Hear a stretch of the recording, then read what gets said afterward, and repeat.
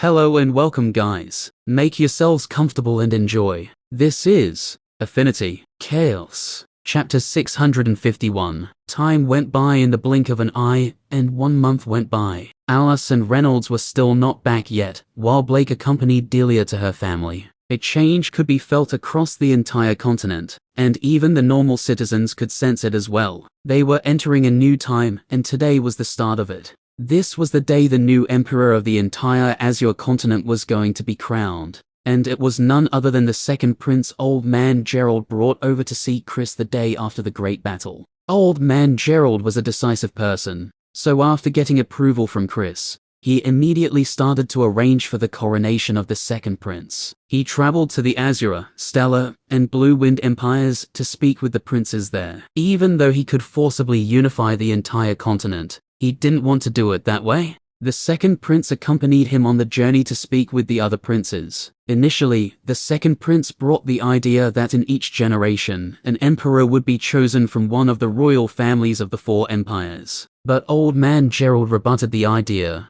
The reason was simple: it would cause conflict. They might agree to it now and things might go smoothly, but there is bound to be conflict in the future between the families. Power is an intoxicating thing. Once one gets the feeling of it, they wouldn't want to lose it. Old Man Gerald placed all the princes from the other empires in a council. Each of the crown prince would be in charge of governing their empire just like before, but the Killen Empire was the ruler and reports must be given to them. Since it was a new beginning, the name of the continent was changed. It was no longer called the Azure continent. Instead, it was called the Novus continent. The name was taken from the leading empire, which had changed names from the Killen Empire to Novus Empire, which meant new. Chris and the others were all invited to the special occasion. Chris originally rejected the invitation, but Oliver was adamant they went there because they were the reasons the other empires weren't fighting against the second prince and peacefully letting him ascend the throne. Especially Chris, since he was publicly recognized as the strongest person on the continent.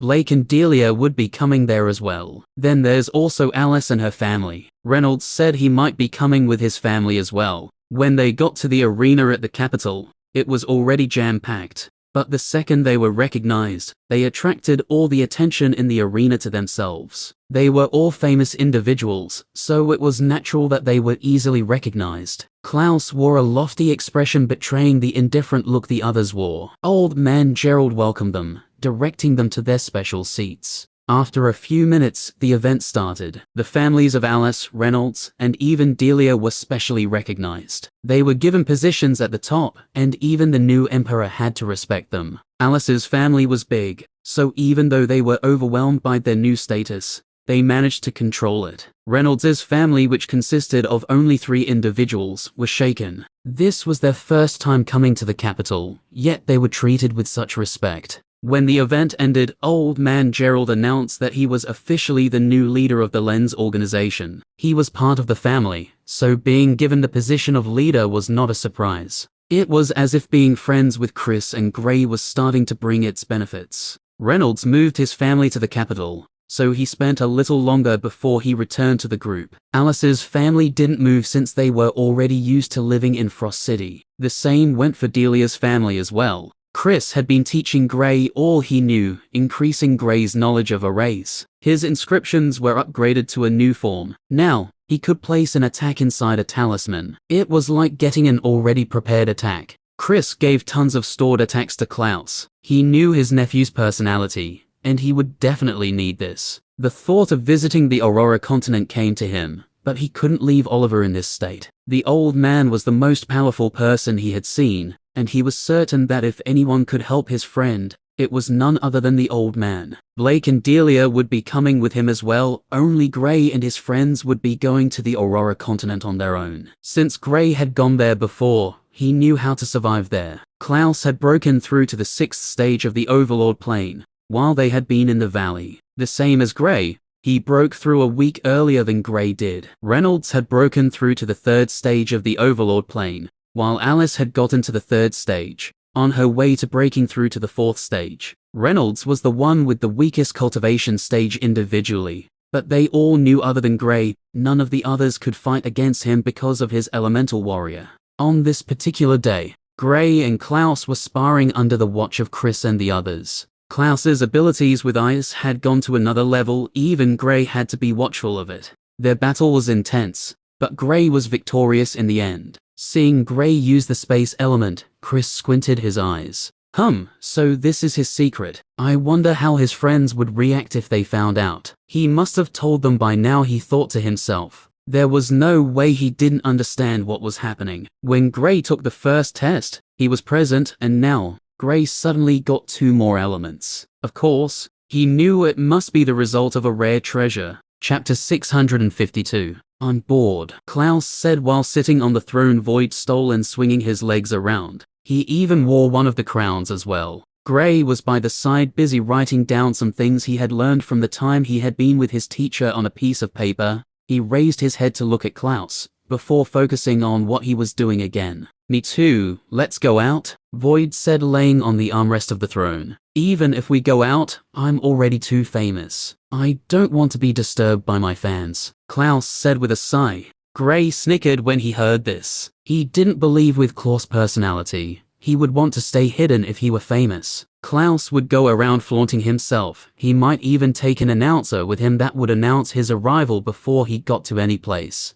Isn't there a place we can visit? Void asked with a secret smile to Clouse. Before Clouse could reply, you two are not going out to steal anything. The principal has already warned you two after the last time. If you even take a step out, I'll ask Alice to beat you up, Gray warned. Some days before the coronation, Clouse and Void vanished from the valley. Gray was training, so he didn't take note of their disappearance. They went out to have fun, and on the way, a young man offended Clouse. This person was from a family that can't really be regarded as a top family. But since they had 6 Overlord Plane elementalists, they were respected around the area. Clouse was naturally irritated by him, and he went with Void to borrow the family's greatest treasure, and flaunted it in front of the young man, while standing at the gate to the young man's family compound. The young man accused Clouse of theft, and called for the guards to take him down. Who knew the guards were only in the early stages of the origin plane? Clouse went easy on them, only freezing them. He didn't kill them.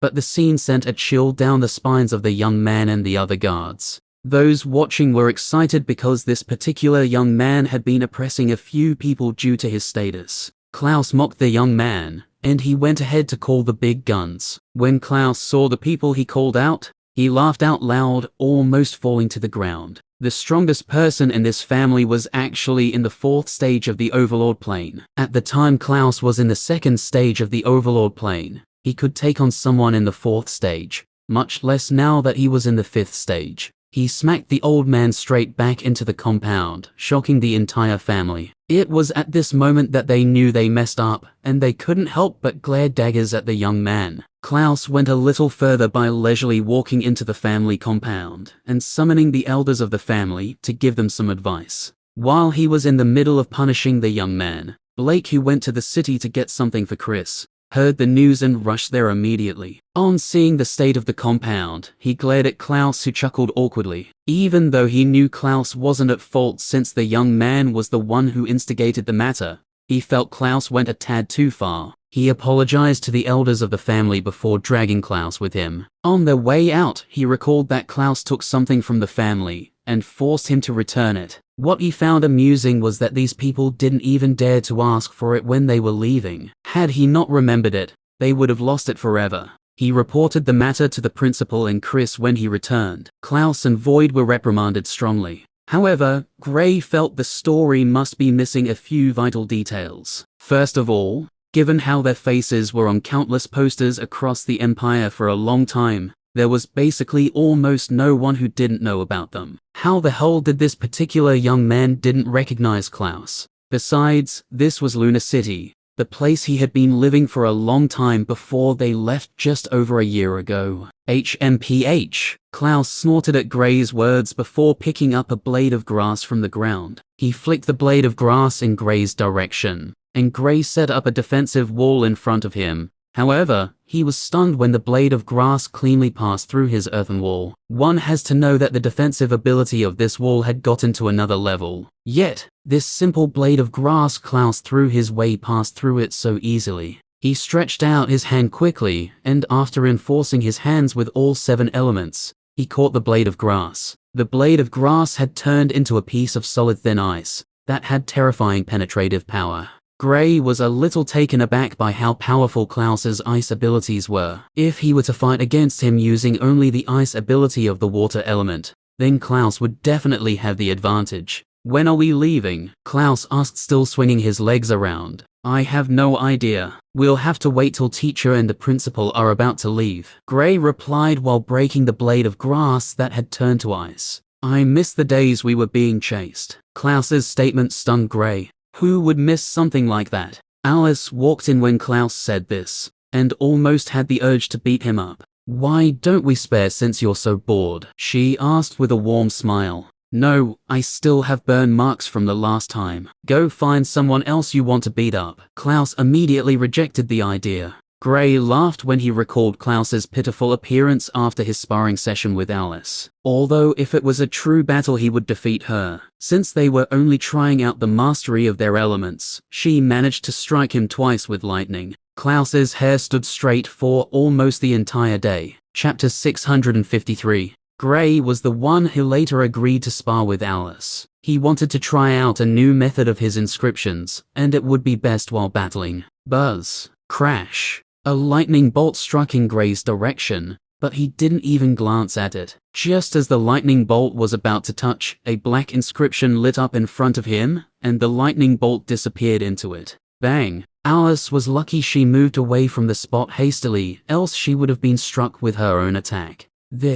Alice wanted to complain, but she was just short of words. Gray just sent her attack back at her, and the distance between when the attack came was so close that if Gray hadn't told her of this before they started the sparring session, she would have been caught off guard by it. This is just like Void's ability. Unfortunately, it also has its limitations. If the person attacking was around Blake's level, then he would have difficulties returning the attack. At most, he can use it to reduce the strength of the attack, but the inscription would fall apart soon after. Clouse, who was by the side, complained about the overwhelming advantage of the space element. Why is there even such an element? He complained while looking at Gray and Void. He has never faced a space elementalist, and after watching what Gray and Void were doing to their enemies, he didn't want to. The space element was like the king of all elements. At first, he thought it was only for escaping and dodging attacks, but when he saw what Void did with it against that peak overlord plane elementalist, he had a change of heart. He had already concluded that if he were fighting against a space elementalist, he would immediately surrender. If it were a life and death battle, he would negotiate with the person. Alice continued helping Gray out, and after being unlucky and being struck by her attack, she gave up. Clouse burst out laughing when he saw Alice's appearance was almost exactly the same as his own. Alice smiled irritatedly before looking at Gray with a mischievous smile. She sent a lightning bolt at Gray, and it disappeared. Bang! "Ah, damn you, Gray!" Clouse yelled after being struck by the lightning Alice sent out. How could he not know that this was to get back at him for laughing at Alice? The group continued hanging out leisurely in the valley, as they enjoyed their rare moment of peace. Clouse was keeping the group entertained with his stories. Gray was the group's chef, understandably. Chris was taking advantage of the times he hadn't been able to eat anything. He was chunking down whatever Gray brought his way, and seeing this,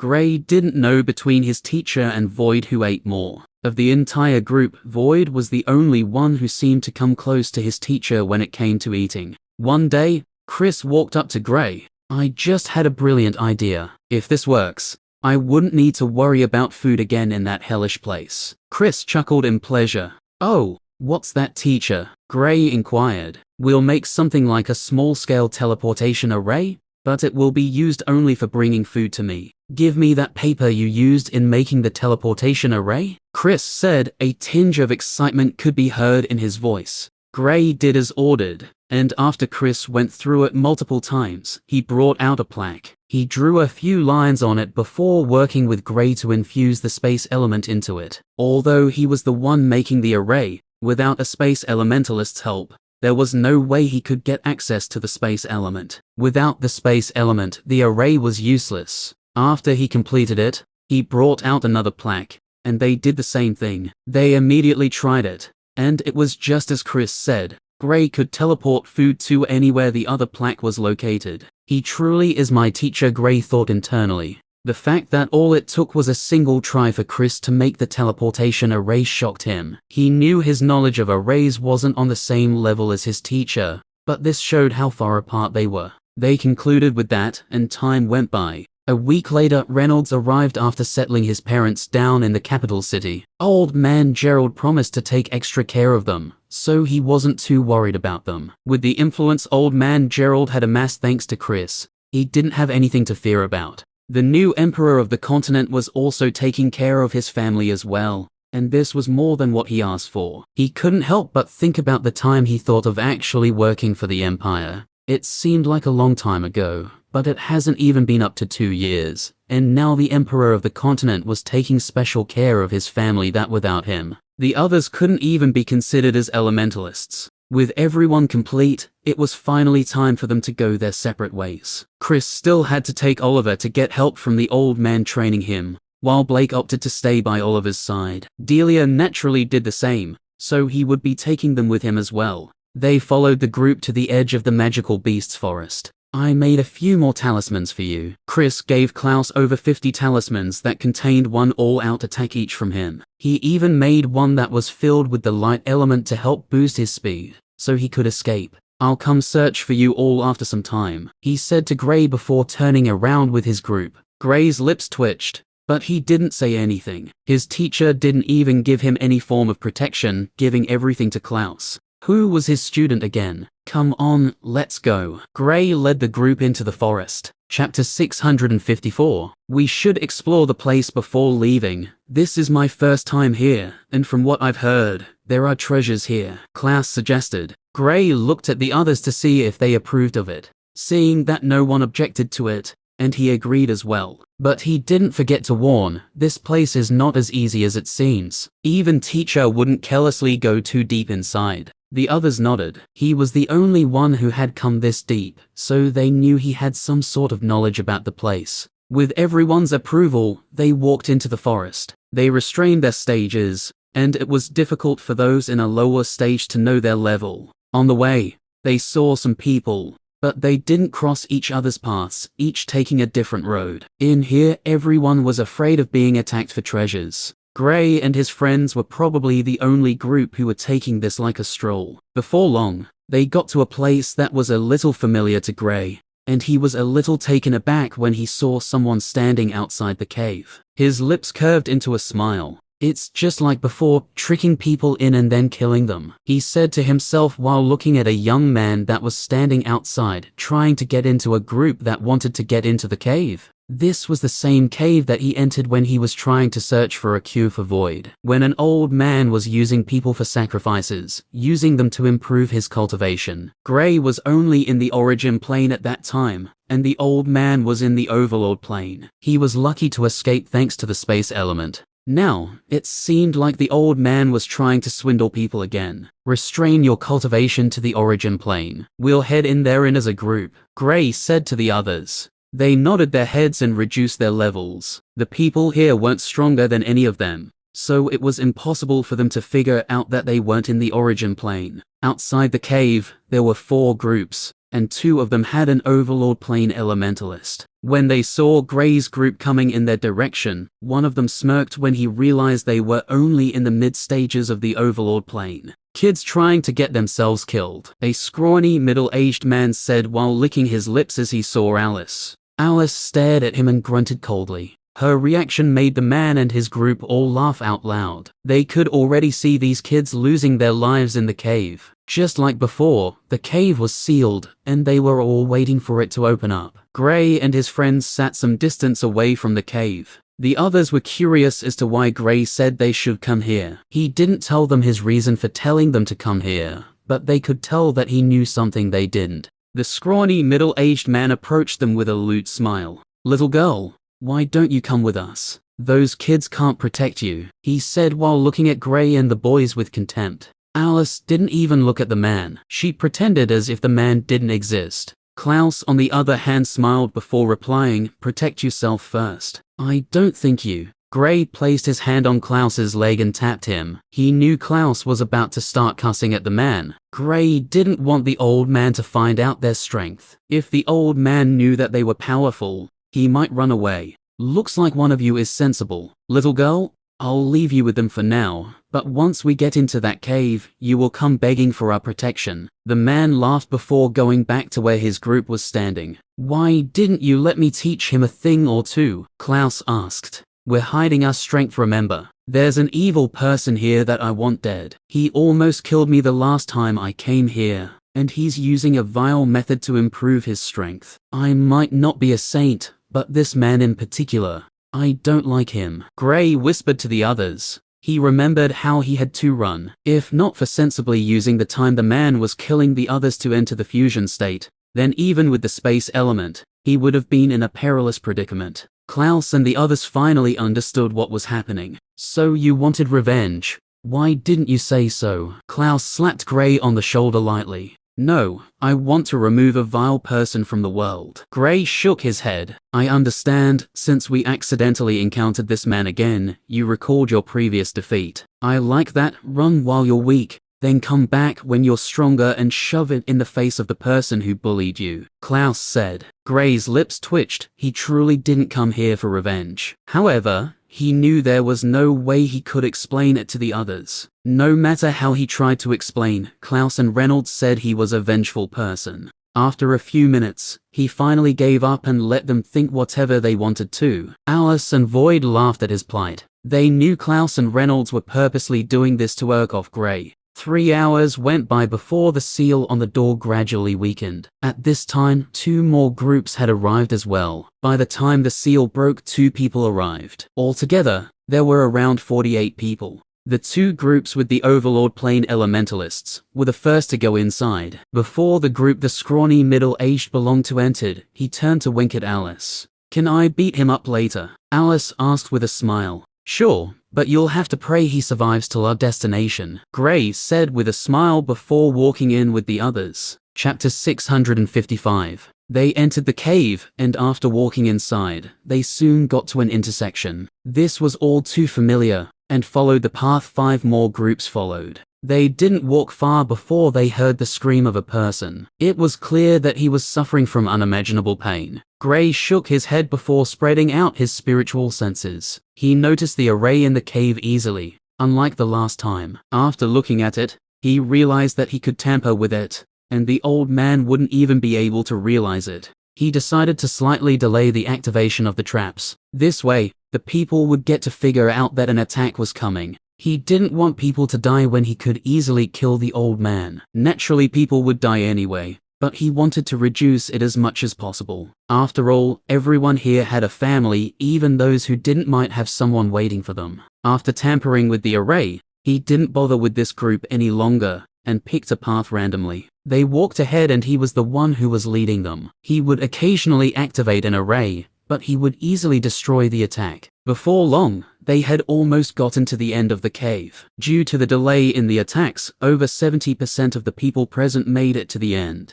This shocked the old man greatly. He couldn't help but look around in a confusing manner. If the people he followed got here, he could attribute it to the Overlord Plane Elementalists in their ranks. But even Gray and his friends who were in the mid-stages of the Origin Plane still managed to get there unscathed. He snorted coldly before a sly grin appeared on his face. To him, either way, all of them would die. It didn't change a thing. The 2 Overlord Plane Elementalists stared at each other and acted at the same time, each trying to first the other collect the floating orb. Gray sat down to watch the show. The scrawny man rushed towards them when he found out they managed to get here successfully. I'm impressed you 4 got here successfully. Now hand over the treasures you acquired on the way. He stretched out his hand in a demanding way. Gray raised both hands to show that he had nothing with him. The others did the same. The few things they saw when coming didn't really interest them, but they couldn't let free things go to waste. They cleaned the place, keeping everything in their spatial ring. Since these people knew nothing of the space element,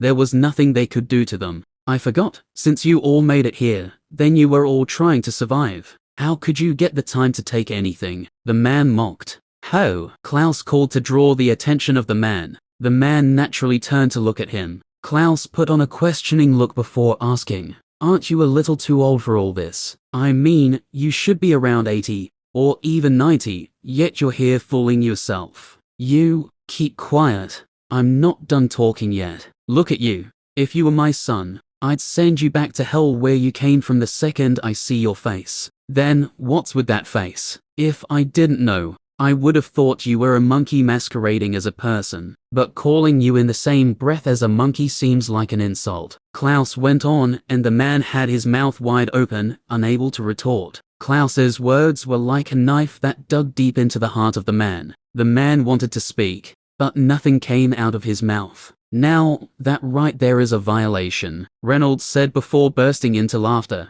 Gray chuckled to his words. Alice covered her mouth, while Clouse also burst out laughing. The man stood there, his expression despondent. "You can go back now, your mom is calling," Clouse said when the man couldn't speak. To their greatest surprise, the man actually turned around and truthfully, someone was calling him. But it was a man. His face contorted in anger before he angrily turned around. He was just about to attack when a change occurred in the cave. The two Overlord Plane elementalists who were fighting suddenly started to struggle, as if they were held by an invisible hand. When everyone looked below them, they saw the man who looked harmless merging with the orb. "Heh, I have a bountiful harvest this time. I'll finally be able to break through to the Sage Plane." He laughed evilly as he completely merged with the orb. His cultivation shot up to the peak of the Overlord Plane, but Gray and the others knew his strength was well above those at the peak of the Overlord Plane. Gray studied the man before nodding his head. It was just as he thought. The man changed. His body blinked occasionally before turning corporal.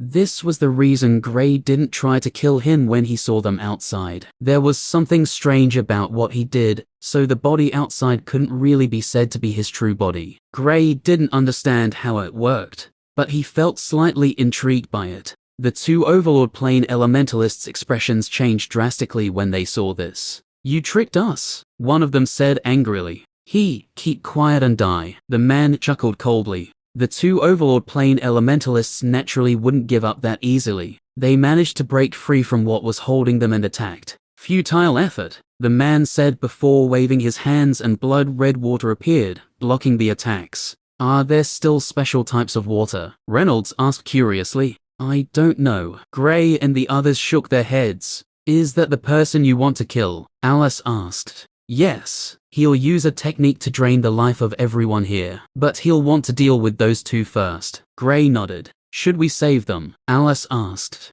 "Not yet. Let's watch for now." Gray smiled. When the scrawny man overheard their conversation, he rolled his eyes. Chapter 656. The two Overlord Plane elementalists were unable to put up much of a fight against the old man. At this rate, they would die in a short time. Gray looked at it and felt it was time for them to step in. "Void, he's all yours," he said to Void. Void was the only one at the peak of the Overlord Plane amongst them, so he naturally had to be the one who would take out this old man. Gray might be able to defeat him, but he didn't feel 100% confident without using the fusion state. After all, he was still in the 6th stage of the Overlord Plane, and this man in particular seems to be above the regular peak Overlord Plane elementalists. Void nodded and disappeared. This man wasn't a big deal for him to handle. He appeared beside the man, and before the man even realized what was happening, he sensed a deadly attack coming from all angles. He tried to escape,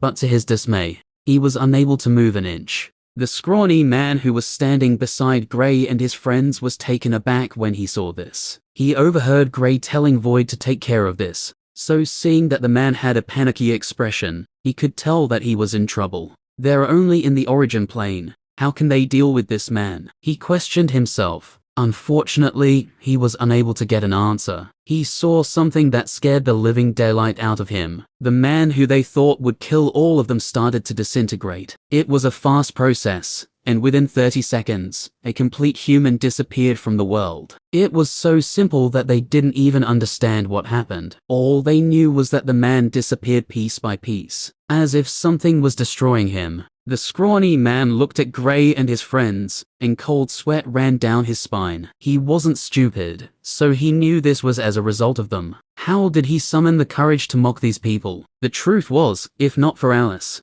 He wouldn't even give them a glance. But when he saw her, he wanted to take her for himself, so he approached them. Now, he had offended people he shouldn't. Without even thinking, he fell to his knees. When the others in the place saw him, they were surprised that he would kneel in front of these little kids. Is he that desperate? A lady from the group the scrawny man belonged to asked, staring at the man with disdain. He dropped his head to the ground in front of Alice, and instantly started apologizing. Seeing this, Alice furrowed her brows. You've ruined all the fun, get out of my sight, she said, annoyed. Since the man apologized this quickly, beating him up wouldn't be any fun. It would feel like she was only bullying him. And unlike Clouse and Reynolds, she wasn't that shameless. Gray smiled when he saw this. He knew from the second the man got on his knees, Alice would let him go. He squinted his eyes and looked at the man. After a thought, he shook his head. He couldn't kill the man. Of course, it's not that it was hard, but it's because there were countless people like him. Should he go around killing all of them? The main reason he let the man go was because he didn't try to attack them from the start, only demanding their treasure. It was unknown if the man would have tried to use force if not for what happened. But since they didn't know, there was no use in bothering about it. Other than the scrawny man, no one else knew that the death of the man was as a result of Gray and his friends. The two Overlord Plane elementalists looked around, trying to find who killed the man, but they were unable to. They each returned to their group and hurriedly left the cave. They almost lost their lives, so although they had calmed down, they didn't want to stay here any longer. Gray and his friends left as well. Since the man was dead, there was nothing left to do there. After coming out, they went deeper into the magical beasts forest. Gray was unable to head this deep the last time because he was too weak at that time. But now, as long as he didn't encounter a rank 6 magical beast, he had nothing to fear. He suddenly recalled the state Ellis was in when he tried to find the liquid he wanted to use to heal Void. Ellis was already in the Sage Plane at that time, but he too found it difficult to move freely here. What secrets does this place hold? He asked himself. If even with Ellis's strength he couldn't move freely, and he even went as far as to warn Gray, this meant there are most likely beasts in the 7th rank here. Just the thought of it sent goosebumps across his entire body. That was equivalent to an elemental sovereign. He couldn't even contest against a Sage Plane elementalist yet, much less an elemental sovereign that's above the Sage Plane. I heard there are dragons deep in the magical beasts forest. Reynolds suddenly brought up the topic of dragons. Yeah, so I heard. The others nodded. Is there a chance we can run into one? Reynolds asked curiously. It's best we don't. From what I know, the deeper we go into this forest, the stronger the magical beasts. Don't think you'll encounter rank 4 beasts there. Very soon, you'll start meeting rank 5 beasts, and if we're unlucky, we might even meet a rank 6 beast in this area. The last thing on Gray's head right now is meeting a rank 6 beast. There was no way he could fight against it. He didn't even have the slightest bit of hope in going up against it, so it was for the best that they didn't encounter one. Chapter 657. The group wandered further into the magical beasts forest, and just as they predicted, the beasts they encountered started getting stronger. Now, they only encountered rank 5 beasts. Since most of the beasts were still in the early stages, it was extremely easy for the group to deal with them. Alice was the main figure fighting against them. Since she had the weakest power amongst them, she sought to fight more. Reynolds also joined her, since he didn't want to solely rely on his elemental warrior. His personal strength was not bad when compared to others in the same stage. If he was even placed in the Aurora continent, he wouldn't be below most of the people in his stage. His elemental warrior made people forget he was still in the early stages of the Overlord Plane. They've also gotten some things on the way. This was the magical beasts forest after all, a place littered with treasures. As long as one had a little bit of luck and sufficient strength, then they would certainly take back a treasure or two. After spending almost a day in the forest, they had gotten to the part where the beasts were in the mid-stages of the 5th rank. The battles got a little more difficult, but Alice enjoyed it even more due to the pressure she was facing. Of course, she wasn't really in any danger, since Gray and Clouse were there. Even Void was there as well, so there was nothing to worry about. She fought ferociously, but also made sure she didn't sustain any injuries. She might be aware that Gray and the others could save her, but it didn't mean she should forget defending. Reynolds was also having a difficult time with his opponents, but he didn't back down. Just like Alice, He fought violently. If people were to see them fighting, they would be confused as to who was the beast and who was the human. They fought like savage beasts even though they were under pressure. They didn't back down. Gray and Clouse were watching the battles as they munched on the piece of meat on their hand. "Nice move. Now kick it in the head," Clouse exclaimed. After talking, he used his mouth to hold onto the piece of meat before he started clapping. If Reynolds wasn't fighting a serious battle, he would have left the beast and attacked Clouse. The battle was long, but Alice and Reynolds won in the end. It was expected given they were more calculative than the beasts. All they did was bait the beast, and when it thought it had the advantage, they unleashed a ferocious counter. The beasts seemed to be a couple, so their cooperation was quite high. But Alice and Reynolds had better cooperation, and since the beasts were wary of Gray and Clouse, they didn't use their full strength. Such a nice battle. But Reynolds, I feel you're a little lacking. You should have kicked the head of the beast when I told you to. That would have sent it running. Clouse gave his analysis of the battle with his hands behind his back. Alice and Reynolds were still panting from the fight, so they didn't attack him immediately. However, after they recovered, Clouse ran away. They were unable to catch up to him, so all they could do was grit their teeth and wait for his turn to battle. Their journey here could also be said to be a form of training. Going to a new place, the others felt a little pressured. Gray had told them how those in the Overlord plane were around 18, and most of them were more powerful than their counterparts in the Azure continent. The group wanted to boost their strength as much as they could before going there, especially Alice. Unlike Reynolds, she didn't have an elemental warrior. So surprisingly, from being the strongest in the group, while they were still at the arcane plane, she had fallen to the weakest. She was already close to the 4th stage of the Overlord plane, and she felt it would be for the best if she managed to attain it before they left. They camped in the woods since it was already dark. The next day soon came and they started their training once again. Alice tried to fight against a beast that was already on the verge of breaking through to the late stages of the 5th rank, and when ultimately lost. The battle was hard fought, but the beast had the advantage from the start. The group encouraged her. After all, it wasn't an easy feat. She was still in the early stages of the Overlord plane, yet she wanted to go against a beast almost in the late stages. After that battle, the beasts they encountered were either in the late stages or were about to enter. Clouse finally started his training. His use of the water element had reached a frightening stage that Gray was sure he hadn't seen anyone that had a better mastery than Clouse in the same stage. The group walked deeper, and the beasts got stronger. Clouse fought against a beast that should be around the 8th stage of the Overlord plane and won. One has to know that he was in the 6th stage. Once a beast or an elementalist breaks through to the late stages, their strength increases. It's not like the increase from one stage to another, but a different one entirely. For Clouse to still win when 2 stages below showed his competence. Gray had also joined in on the battle, but due to the space element, his own couldn't really be called a battle, more like a one-sided fight. Before the beast could figure out what was happening, they were already dead. Clouse couldn't help but look at Gray's disappearing and appearing silhouettes in envy. He naturally didn't feel it in a bad way. More like if only I had this as well. Or better still, such an overpowered element shouldn't exist in the first place. Chapter 658. The group continued their journey deeper into the magical beast forest, and before long, the beasts they encountered were almost at the peak of rank 5. They naturally didn't dare to go any further, since it would mean that they would soon leave the region for rank 5 beasts, and enter the one for rank 6 beasts. Even in this place, there is the possibility of encountering a rank 6 beast, since it isn't that far. One thing that made the group less worried is that even the rank 5 beasts rarely come out from their caves. They all preferred staying inside. Other than the appearance of a treasure, most of them might not come out for months or even years. The group stayed in the magical beasts forest for over a week, before they decided it was time to head to where the teleportation array resided.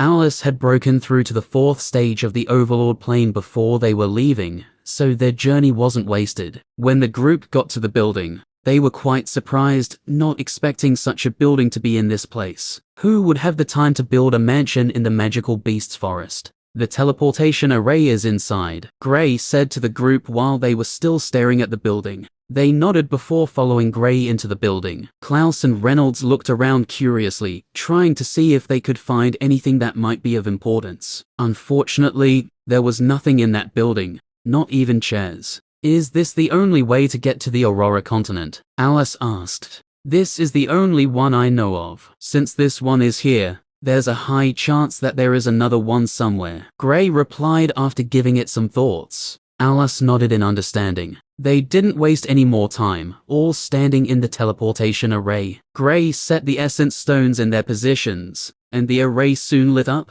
Goodbye, Azure Continent. Clouse waved as if there was someone there sending them off. Somewhere in the previous Azure Empire, deep in a forest, some figures could be seen in a compound, rushing towards a small room. They soon got into the room, staring at the figure sitting behind the table. What is it? The figure sitting behind the table in the room asked. The boy is no longer within range. One of the figures said. Does that mean he has gone to an independent space? The figure asked. I don't think so, Supreme One. You should also know of the main continent. If he were to go there, then there's no way we can track him there. The figure replied with heads bowed. There are powerful necromancers there. They will certainly sense the mark. Unlike before, I made sure to place a new mark on his body while we forced them out of the spatial tunnel. The figure regarded as the Supreme One said. Compared to human necromancers, these guys didn't need to use their lives in exchange for placing a mark. They could easily use it. The person marked wouldn't even know they were marked. With this mark, as long as Gray was in the Aurora continent, he was bound to attract the attacks of necromancers all around. What should we do now, Supreme One? One of the figures asked. Hide. This is the best thing to do. Our tracks have already been exposed, and sooner or later more people from the main continent will come searching for us. We still haven't recovered completely, and it will still take some time before the seal weakens. The figure regarded as the Supreme One said. The others exchanged glances before nodding. They left soon after. Meanwhile, in the Aurora continent, Gray and his friends appeared in a place not too far from a small town. The moment Clouse and the others appeared here, they could feel the difference in the elemental essence here. It was easily 5 times better than the Azure continent. Clouse took a deep breath before saying hello Aurora continent. Gray looked at him, a little short of words. They decided to head to the town. First of all, he didn't know where they were, and although he had been here before, he was only familiar with some places. Hey! So there is a ranking system here. It's called the Genius Rankings. Each plane has its rankings, while the early, mid, and late stages also have their levels as well. Gray went on to tell them about the ranking system. That's nice. Then I don't mind going for those in the early stages. Reynolds replied straightforwardly. Without his elemental warrior, he was still in the early stages of the Overlord plane. I'll go for those in the mid stages then. It'll be nice if I can become famous. Clouse said with a grin. Heh, not while I'm here. Gray scoffed. Have you participated in this ranking event before? Alice asked. I not only participated, but in 3 or 4 counties. I was the number 1 in the Origin plane. I even went as far as defeating a few people in the Overlord plane. I'm in the top 20 of those in the early stages of the Overlord plane. Gray declared proudly. Damn, now I want to take on the challenge real bad. Clouse said. Don't worry, you'll get your chance soon. But I want to ask, what's the plan? Are we staying independent, or are we joining a faction? Gray asked the most important question. For now, let's watch and see. We can't hastily join a faction, Alice replied.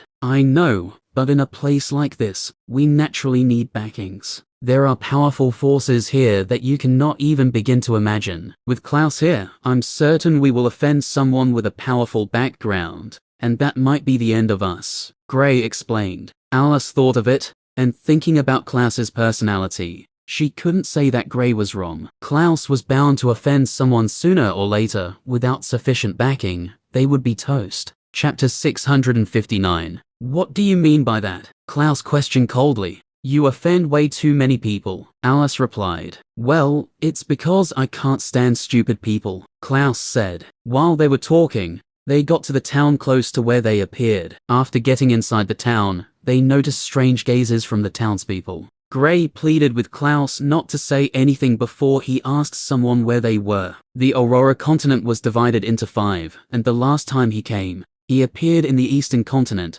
heading to the southern continent to meet up with Ellis. It would be best he was in either of them, since he already knew his way around them. He was more familiar with the eastern continent, so he would very much prefer they appeared there. However, this wasn't the case. The western continent, Gray muttered as he returned to where his friends were. He knew nothing of the western continent, neither did he have a map. After asking a townsman where the nearest city was, they left the town. The strongest person in the town was surprisingly in the mid-stages of the origin plane. In the Azure continent, a town like this one wouldn't even have someone in the arcane plane, much less the origin plane. Did you find something strange about those people? Alice asked the others. Yeah, they were staring at us in a strange way. The others nodded. They too could sense the gazes they were getting, but since there was no one who could threaten them, none of them took it too seriously. They walked for over 3 hours before the silhouette of a building came to view. However, it was not a city,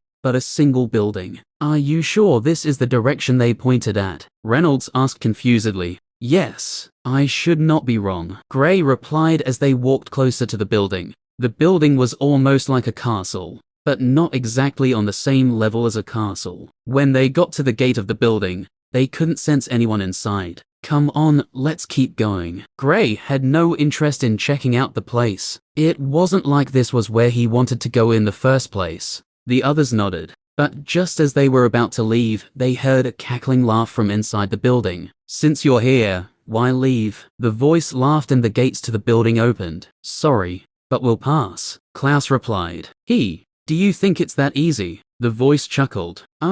Yes, I do, Clouse replied, and the group continued walking once again. Fine, come in and you might stand a chance to gain a rare treasure. The voice tried to entice them. Clouse's voice came from afar, quote, keep your treasure, freak. Silence reigned for some time. The person didn't think Gray or his friends wouldn't even sit by for a few minutes. They left the second they got there. They didn't even have an ounce of curiosity.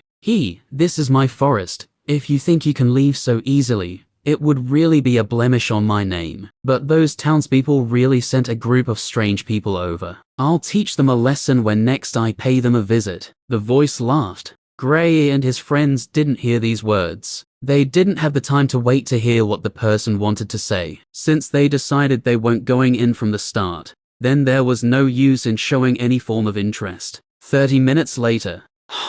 Haven't we passed the place before? Clouse wore a confused expression. Twice, actually, Alice stated. A maze? Gray asked as he looked around. Although the place looked like a normal forest, this was the only thing that could come to mind. Wait, why can't we fly? Clouse suddenly asked. He hasn't tried it since they came, but now that he wanted to, he found out that he was unable to. Oh right, I forgot to tell you all. Only those in the Sage Plane can fly. With the exception of Void, that is, Gray said. He too had tried it, but he found out that he couldn't as well, so he left it at that. Void, fly up to see if we're in a maze or something like that. Gray turned to Void. Void nodded before flying into the sky. After almost a minute, Void came down with a confused expression. I can't really say it's a maze. It's more like a really foresty forest, Void said. Wait, what? Clouse asked, clearly confused by Void's explanation. There are tons of trees, and each of them are tightly connected to one another. It's almost impossible to even get to accurate location of where you guys were located. Had I not been connected to Gray,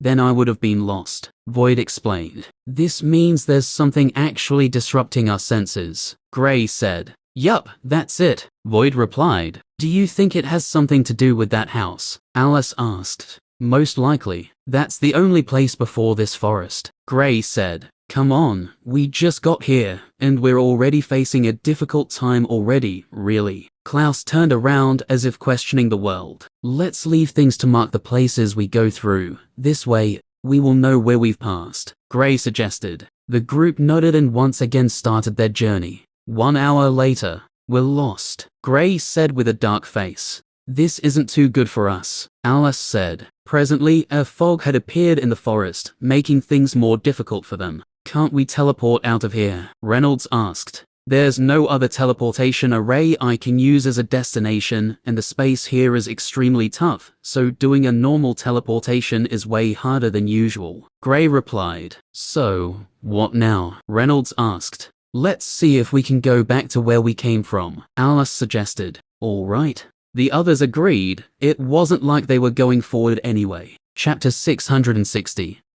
That's it, come back to me. Without my help, there's no way you people can go through even if you're in the sage plane. A voice said after the group started walking back. Surprisingly, they walked back out of the forest with so much ease that they started to doubt if they were truly out. The building is there, and we all can't be seeing the same thing, right? Reynolds pointed at the building as he asked. He wanted to confirm if what he was seeing was accurate or an illusion caused by their extended stay in the forest. The building is there. The others nodded, which came as a relief to Reynolds. They walked in the direction of the building, and just as they got there, the gates to the compound opened up. The group exchanged glances, and with a cautious expression, they walked past the building, not going inside. Hey, what's going on? A confused voice came from inside the building. Gray and his friends walked past the building and headed back towards the town. What was the use of going into the building when they could easily take another route? First of all,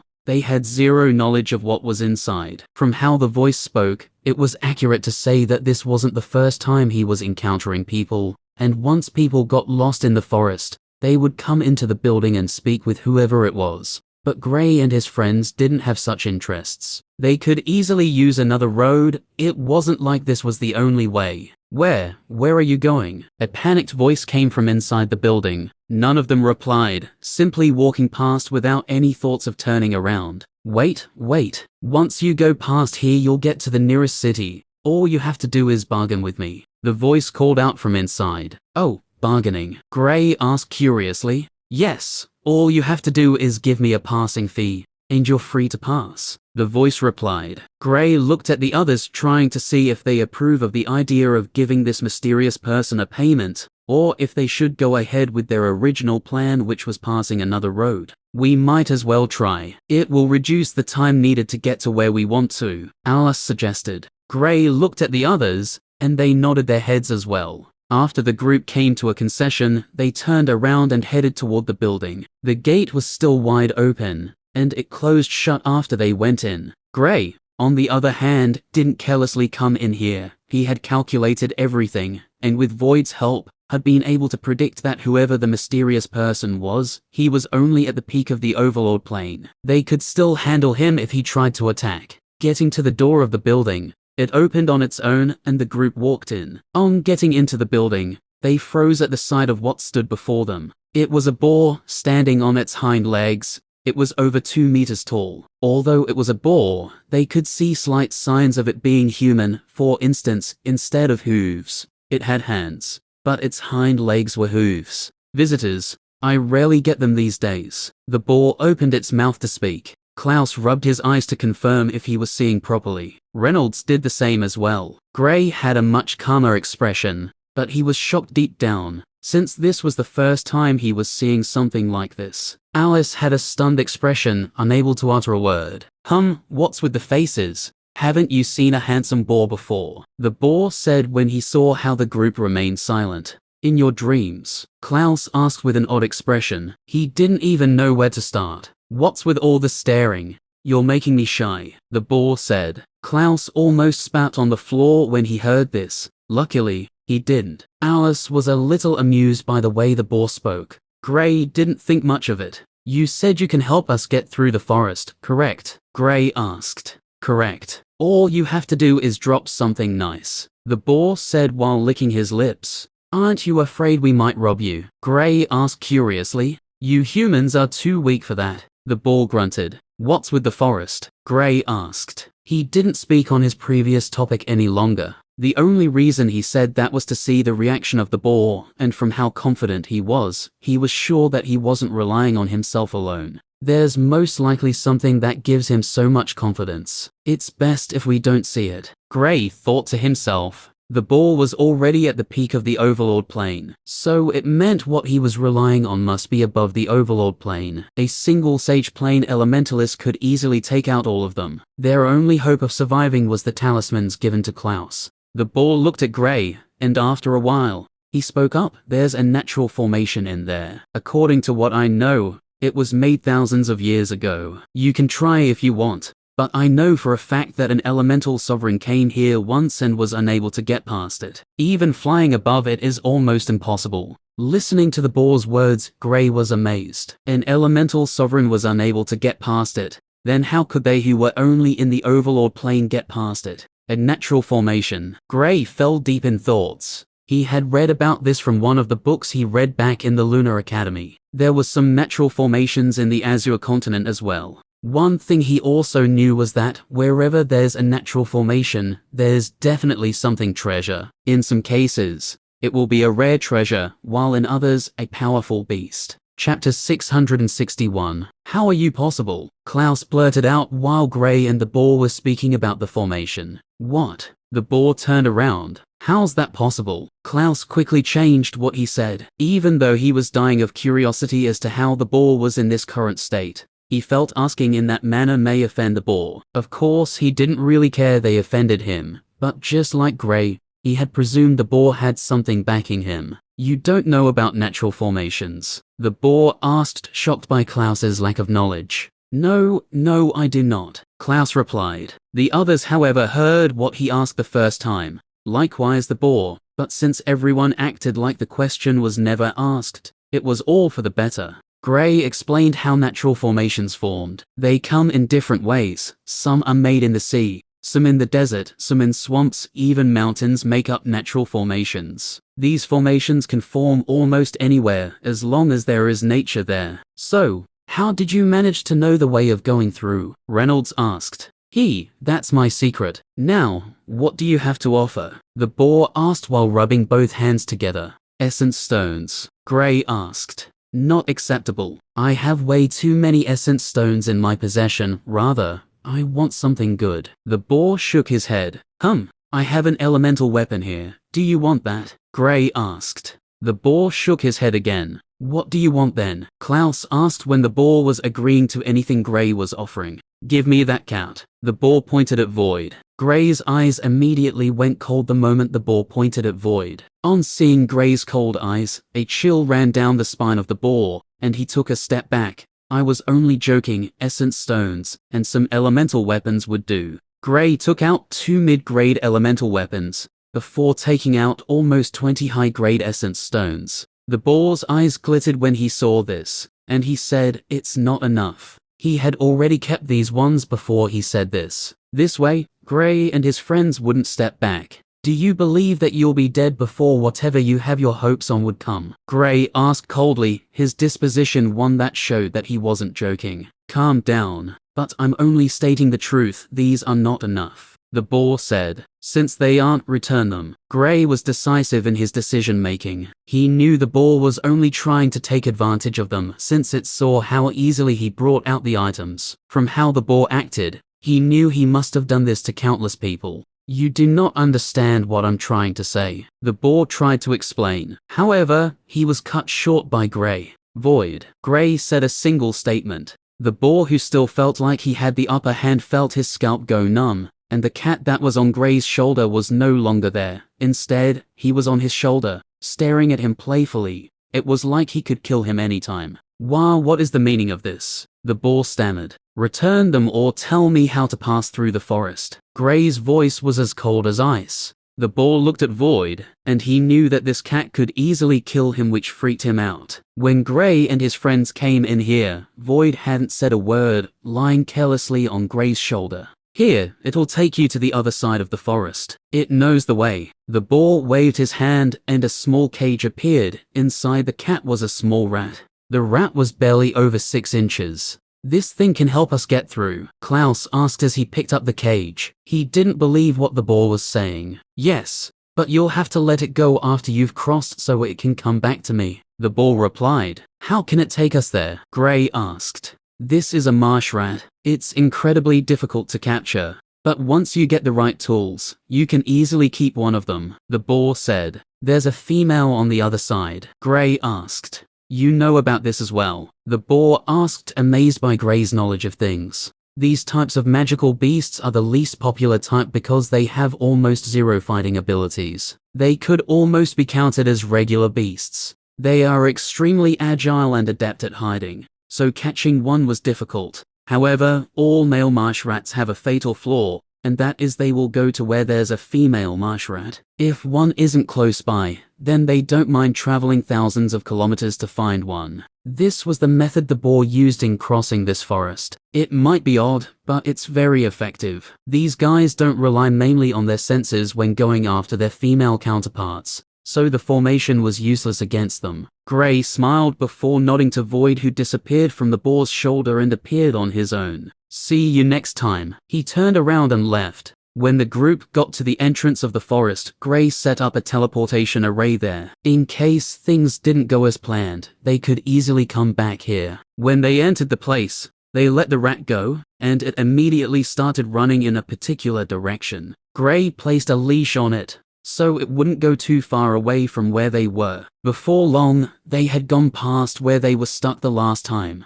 While they were going, Gray suddenly sensed some that made him stop moving. The sensation was coming from deep in the forest. What's wrong? Reynolds asked when he saw him stopping. Let's take a quick stop. I feel like there's something here, Gray said to the others. They nodded and followed behind Gray. Chapter 662. So, what are we looking at here? Clouse asked as they ventured into the forest. They had been walking for almost 1 hour now, and Gray still hadn't found what he was searching for. If not for the fact that he could see the marsh rat with his eyes, he might have fallen into depression when he had to think of how they would leave here once again. I don't know, it's a strange feeling I'm getting, Gray replied with uncertainty, but he didn't want to give up on this. The last time something like this happened was when he was in the trial land, when he felt something like a calling from a rock which sent him to another space. The feeling was almost identical to that one, so he was a bit hopeful he would get something good. Clouse sighed, but still followed behind him. It wasn't like there was anything he could do. If this was a normal forest, then they could just wait and let Gray go and his adventure on his own. After another hour, Clouse froze and hastily turned to look in one direction. Sense something? Gray asked. He could feel that whatever he was sensing should be around this area, and if Clouse was feeling it as well, it would make things easier. I think so, Clouse replied, a little uncertain. Well then, lead the way, Gray said. He couldn't sense it properly, and since Clouse suddenly started sensing it as well, it might be the same thing, and from Claw's expression, what he sensed was close by. Clouse didn't say anything and took the lead, heading in the direction he was staring at. Gray followed closely behind as he looked in all directions. After a while, they started to hear the sound of running water. The sound was something they hadn't heard of before. Without a doubt, it was the sound of water, but it felt as if a mountain was moving through it. The sound was louder and seemed very powerful. The group soon caught sight of an unbelievable scene. The running water they could clearly hear from over 100 meters away was so small they blinked repeatedly. The width of where the water was flowing through wasn't more than an inch. However, they were unable to determine its length. Okay, this is just weird, Reynolds said. How could something so small create such a loud sound? I almost thought it was an ocean. Alice spoke what was on her mind when she saw the tiny river.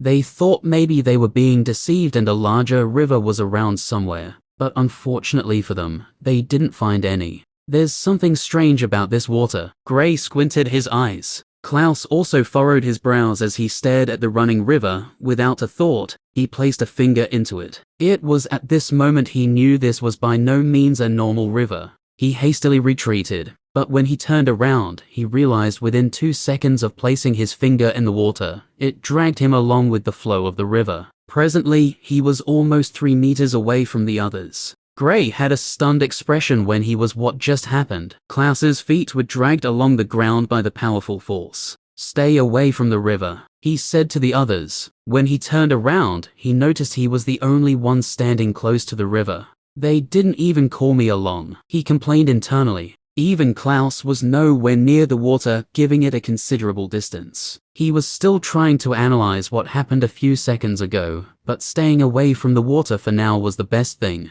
Put your hand, you have a tougher body, Clouse suggested while looking from almost 30 meters away. Gray didn't reply. He focused his gaze on Claw's finger, and from how Clouse was holding it, he was sure it didn't break, but the bone might have cracked. Just what is this water? He questioned curiously before creating an earth wall, trying to block the path of the water. Crack! He heard a cracking sound, and the path of the river opened up. The wall didn't even form any sort of resistance. It was breached the second the water came in contact with it. Gray was shocked beyond words. He had seen how the water easily moved Clouse, but the earth wall he made a few seconds ago was stronger than Clouse physically, so it would have been able to form at least some sort of resistance. Gray created another rock, but stronger this time, and he placed it in the water. Just like before, the water passed through it, quite easily even. This is the strongest defensive rock I can make. Does this mean that this water can easily break my defense? Gray was shaken by the thought of this. Gray brought out one of the elemental items he had with him. Surprisingly, he managed to obtain a specially crafted chalice. Well, Void did. But it doesn't matter, it's with him now. The chalice was extremely tough. Gray had been criticizing the person who created it since he obtained it. Who would make a chalice this tough? It was something that was made for drinking, yet a psychopath turned it into a strange item. Gray had zero knowledge of what it was used for. When Gray brought out the chalice, Void's eyes bulged out. I thought you said you lost it, he questioned. I did, Gray replied with a blank expression. Then what's on your hand? Void asked while staring at Gray. This was a precious chalice that had jewels embedded on the side. It was made from silver, an amazing and shiny item. Void was the one who found it, but Gray took it when he saw how strange it was. I made a new one from that one's remain. Gray walked closer to the river as he replied. Void's lips twitched repeatedly, and his whiskers were moving in all directions. He almost wanted to strangle Gray at this moment. Gray paid no heed to his expression as he bent down to place the chalice on the river. Chapter 663. Clang. The second the tip of the chalice entered the small river, it made a clunking sound as if it was hit by another metal. Gray hastily tried to remove the chalice after what seemed like a single drop of water entered. However, his expression changed when he realized he was unable to drag the chalice up. With much difficulty and reinforcement from all his elements, he only managed to raise the top a few inches away, before he dropped it on the ground beside the river. The stop he placed the chalice sank down from the heaviness. How's this possible? Gray's brain went into overdrive trying to think of what could make just a single drop of water possess such heaviness. Clouse and the others saw how difficult it was for Gray to raise the chalice, and they couldn't help but look at the river in awe. They were first astounded by it when it moved Clouse so easily. But Gray had the toughest body here, and he still couldn't carry a cup full of water. When they took a closer look at the chalice,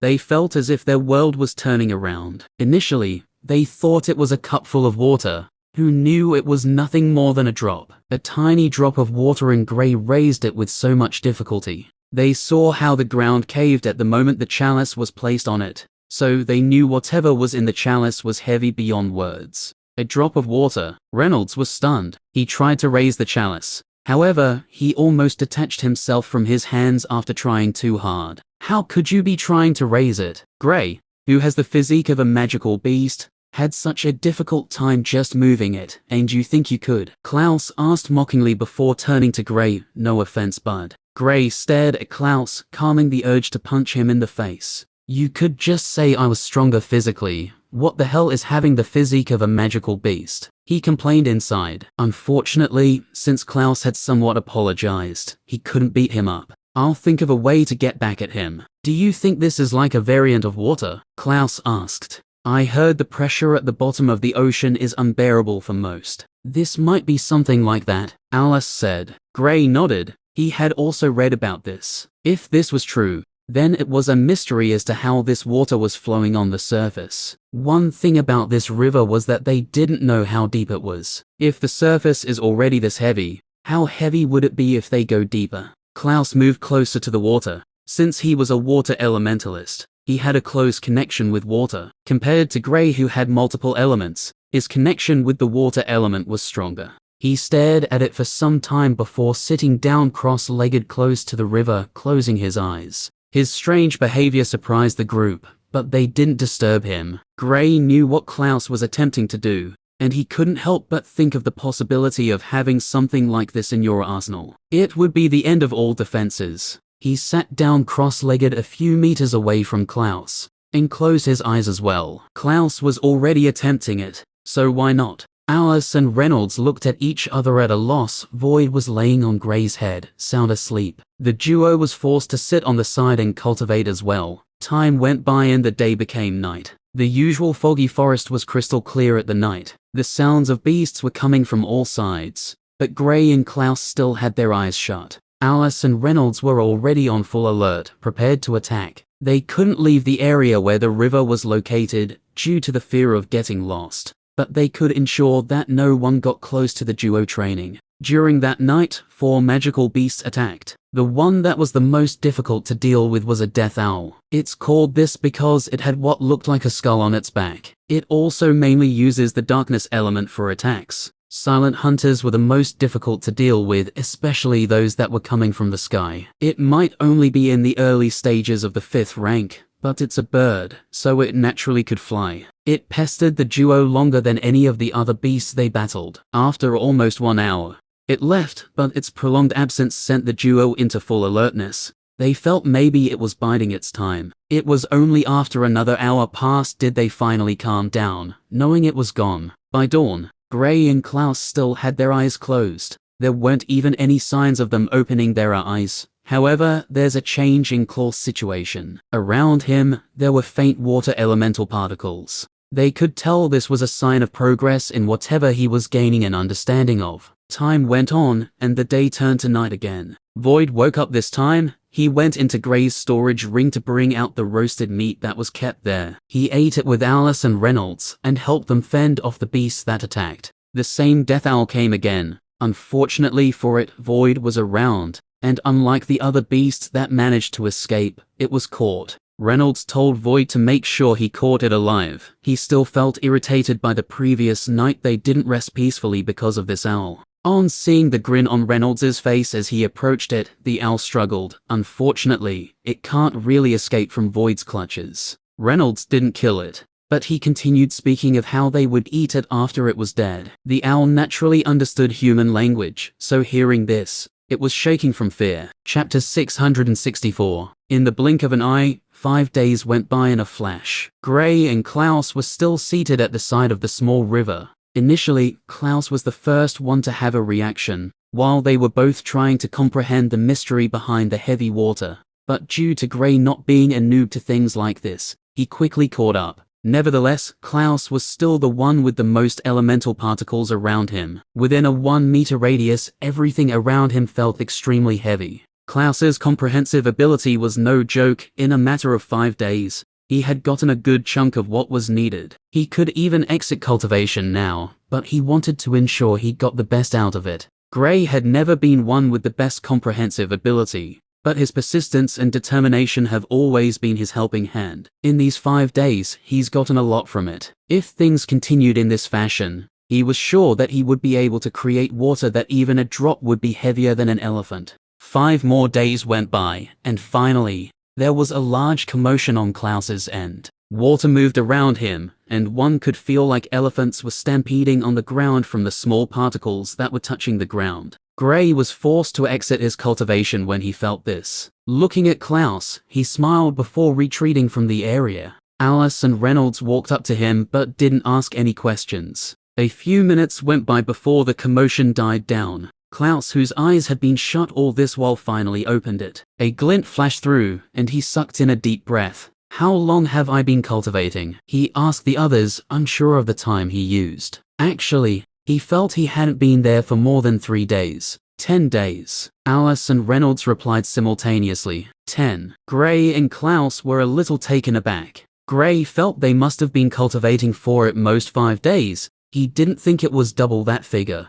He looked at Clouse and couldn't help but shake his head. Clouse's luck could be said to be the best in the group. He almost always finds a treasure which makes his cultivation advance faster than the others. After he gained enlightenment on this water, Clouse broke through to the 7th stage of the Overlord plane. Of the group, he was the only one who had gotten to the late stages of the Overlord plane, with Gray not too far behind. Alice just broke through to the 4th stage, so she still had a lot of catching up to do. Reynolds was the only one in the early stages of the Overlord plane. However, if his elemental warrior is brought into the picture, then it was a completely different story. You've broken through again, Gray said with a smile. Yeah, just a small reward compared to the real gain, Clouse said with a smile before a ball of water formed above his hand. The bluish ball of water above Clouse's hand was the same as the small river flowing on the ground. However, his own was weaker in comparison to that one. At this stage, it couldn't even be said to be 20% as powerful as the river.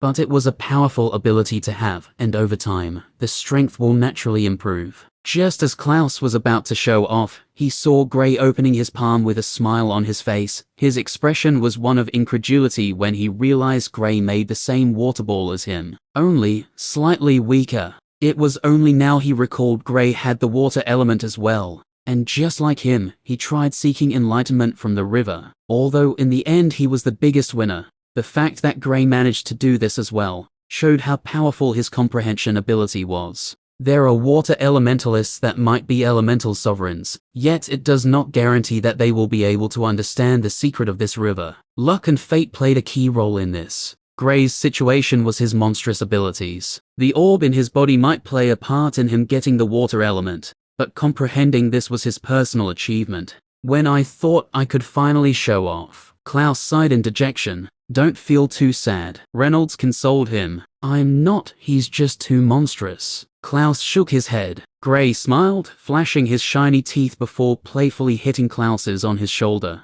Oh Gray, I caught us a celebratory food. Reynolds suddenly remembered the death owl and brought it out. The poor thing had been frightened almost to death. Reynolds's words had been taunting it since it was caught. The second it appeared, it saw two people staring at it savagely, and it panicked. Haha, let it go. I still have some meat left in my... Gray paused when he was unable to see any of the leftover meat he kept. About that, Void brought it out and we ate it, Reynolds said, a bit embarrassed by the situation. If that's the case, owl it is. Gray couldn't nag them for meat, especially when there's free meat staring at him. The death owl's emotions went from sadness to delight, and then to despair. When it first heard Gray say they should let it go, it almost couldn't contain its joy. But that joy soon came crashing down when he heard what Gray said. It couldn't help but look at Void spitefully. This cat was the one who caught it, and now, because of this very cat once again, it was about to meet a cruel end. The worst thing was knowing after its death,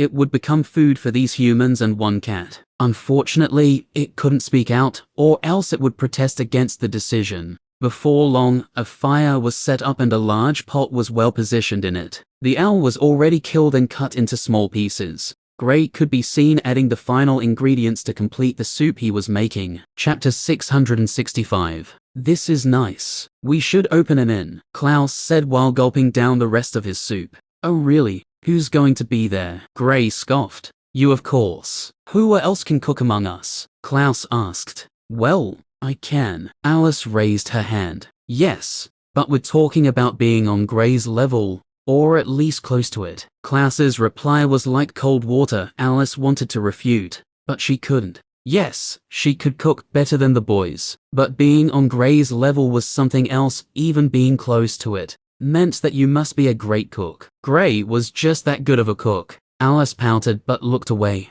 Bud, come on, what do you say? Clouse asked. I'll be too busy training. After I have no one who can defeat me, maybe then I'll open an inn. Gray replied. All right, remember to tell me. I'll be your manager. Clouse didn't doubt Gray's words. He was that confident in his friend's ability. But the truth was, who wouldn't? For someone who can not only comprehend new elements but also improve their grade, there was no way he wouldn't get to the top someday. And I'll be your accountant. I'll be in charge of anything concerning money. Reynolds raised his hand to join in on the plan. I'll be the one to test all the foods to ensure they're safe, Void said. Alice laughed when she heard their replies before she said, I'll be the owner of the inn. The others froze before bursting out laughing. Of course, they knew they were only joking. If Gray truly did open an inn later in the future, then he would be the one to employ people. They would be too busy to cater for an inn. We should get going, Gray suggested after they finished laughing.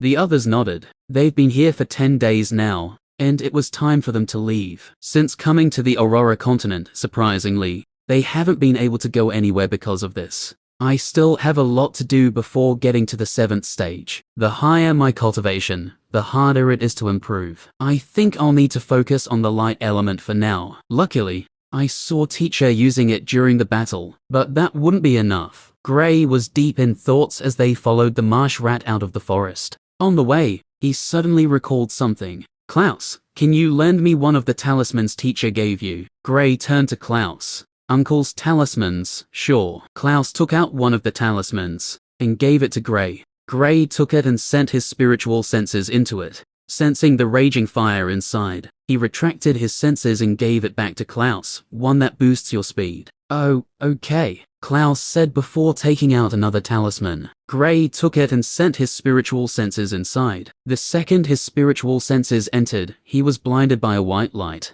Yes, this should help, he said to himself. Watching his teacher using the light element alone wouldn't be able to help him out with his comprehension of the light element. Coming in close contact frequently with it will help. This talisman was all he needed. It was just like in the case of the darkness and space elements. He came in frequent contact with them thanks to Void, which accelerated the comprehension process. While they were going out of the forest, he focused mainly on the light element. If he could comprehend it, added with the small gains he made from getting enlightenment from the river, even if he doesn't break through to the 7th stage like Clouse, he wouldn't be far from it. However, unlike the water element, he was starting from scratch. The chances of him breaking through from normal cultivation was way higher than breaking through after comprehending the light element. Even with the talisman, it would be difficult. The light element was a tad rarer than the darkness element, so comprehending it was naturally harder than the other. They walked for almost 2 hours before they finally left the forest. When Reynolds saw that they were out of the forest, he couldn't help but heave a sigh of relief. We're finally out of that hellish place. The city should be straight ahead, right? Gray nodded before staring at the marsh rat. Honestly, he almost didn't want to let it go. But in the end, he had a deal with the boar, so he naturally let it go. Besides, he already placed an array on the other side, so he could go whenever he wanted to. Before the group left, he also created a teleportation array on this side of the forest as well. If only we can stay here, then we'll make a fortune, Clouse said when Gray was making the teleportation array. This was no joke. All they needed to do was charge lesser than the boar, and since theirs was quicker, they would attract all the customers, sending the boar out of business. We can't, this place is too local for us. I plan to either join the biggest faction here, or we head to the middle continent. That place has the strongest powers. Gray said, I know, I just thought we'd make quick money here. It wouldn't be bad sending an underling here later in the future though, Clouse replied. Gray nodded before they continued their journey. He recalled something before saying to the others, oh, I forgot to tell you guys. There are factions that focus only on one element. Most of the ones I've seen do that, but I don't know if that's how all the factions are. When he saw their reactions, he added, there are dual elementalists in the factions, so we shouldn't really have a problem. By the time he got to this point, he froze before looking at Clouse. Of the 4, only Clouse didn't have the lightning element, which meant there was no certainty that he would be able to join the same faction as the others. Chapter 666. I'll join a separate faction then. If you're in the same faction as me, you'll steal all the glory, Clouse said calmly. He's not being envious or greedy, but there's almost no way people will take note of him if there's a freak like Gray around. Alice and Reynolds looked at each other and nodded in agreement. We'll all join separate factions. This will be better for our growth, Alice said. Seeing Gray's reaction, she added, if we're together, we'll rely too much on each other. Well, mostly on you, which isn't good for us. Gray thought about what they said and nodded. They were right about that, although they didn't really show it. But when they were together, since he was the strongest, they naturally relied on his and Void's strength. This is one of the reasons they could get into a fight without any fears. Alright, we'll join different factions, but we should at least try out the geniuses rankings before joining. This will not only make a name for us, but we'll get the needed status before joining any faction, since we wouldn't be nobodies," Gray suggested. The others nodded. They soon got to the city while speaking. It was a relatively small town, so there wasn't really anything that caught their attention. They strolled around the market, but there was nothing of interest. After getting a map, they decided to head to the main city of the current region they were in. There are over 20 regions in the Western continent, and only 5 of them were of a high level. The regions could basically be divided into 3: low, mid, and high. Gray visited mid and high-leveled regions when he was in the Eastern continent, so he didn't even take a glance at the low-leveled regions on the map of the Western region he got. According to the map, they were in a low-leveled region. The others felt it wouldn't be bad to test out the strength of the geniuses on the same plane and stage.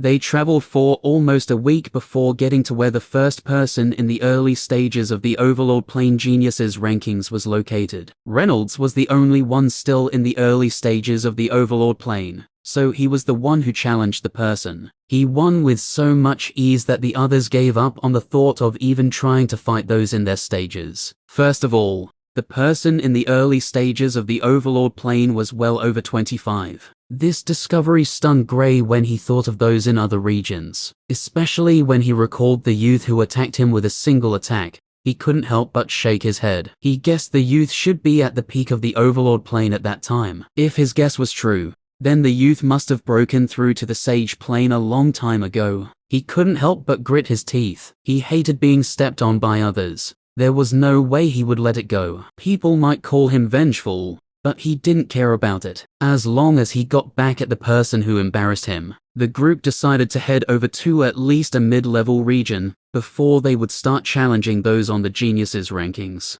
1 month went by in the flash of an eye. The group was still traveling, but they've all made significant progress. Although none of them had broken through to the next stage yet, they had honed their skills from multiple battles and sparring against each other. The heavy water Clouse could create now was superior when compared to what he made the first time. It would take a while before he could become an expert on it, but for now, he could use it to surprise others. In a battle, a single change can alter the previous flow of the battle. If Clouse's heavy water was to be splashed on someone, the result might be terrifying. The person will not die, but the shift in weight will put them off balance. Gray had been practicing that, as well as the gravitational force the old man from the Azure Empire used to attack the principal when they were fighting. At the time he saw it, it piqued his interest, and he naturally wanted to learn it. There's also the light element he was trying to comprehend from the talisman. He got so much on right now that, unlike the others, he couldn't afford to give himself any spare time. His chance of revenge was only less than 2 years away. There's no way he could allow himself to be disgraced again. On seeing Gray pushing himself so much, the others were sort of motivated by him and followed suit.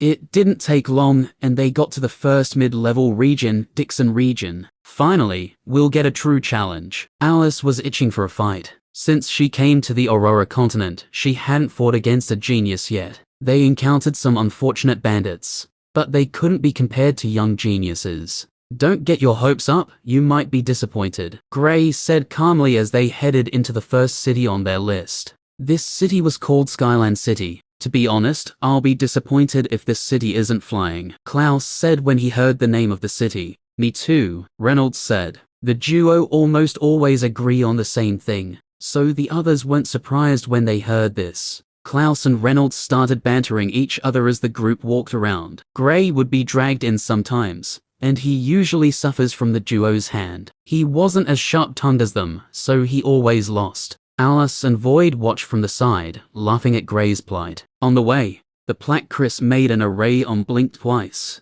Gray always keeps it close to him, so he will be notified as soon as his teacher wants something. This wasn't the first time since they left the Azure continent. His teacher requests for food at least once a week. Gray had been doing a lot of cooking lately because of the group. He would keep some so whenever his teacher wanted something, he could send him one. Chapter 667. A shame. Clouse stood in front of a large city gate as he stared at the city. Huh. Gray and Alice were taken aback by his comment. They hadn't even gotten into the city yet, but they could feel its vibrant aura already. Why would Clouse suddenly say a shame? It's on the ground, like every other city. Clouse pointed at the name of the city boldly written above the city gate. Honestly, you really thought it would have been floating in the air? Gray looked at Clouse oddly. Not exactly, but I was a little hopeful. This is a new place with powerful people, so why can't they just make a floating city? Clouse replied calmly.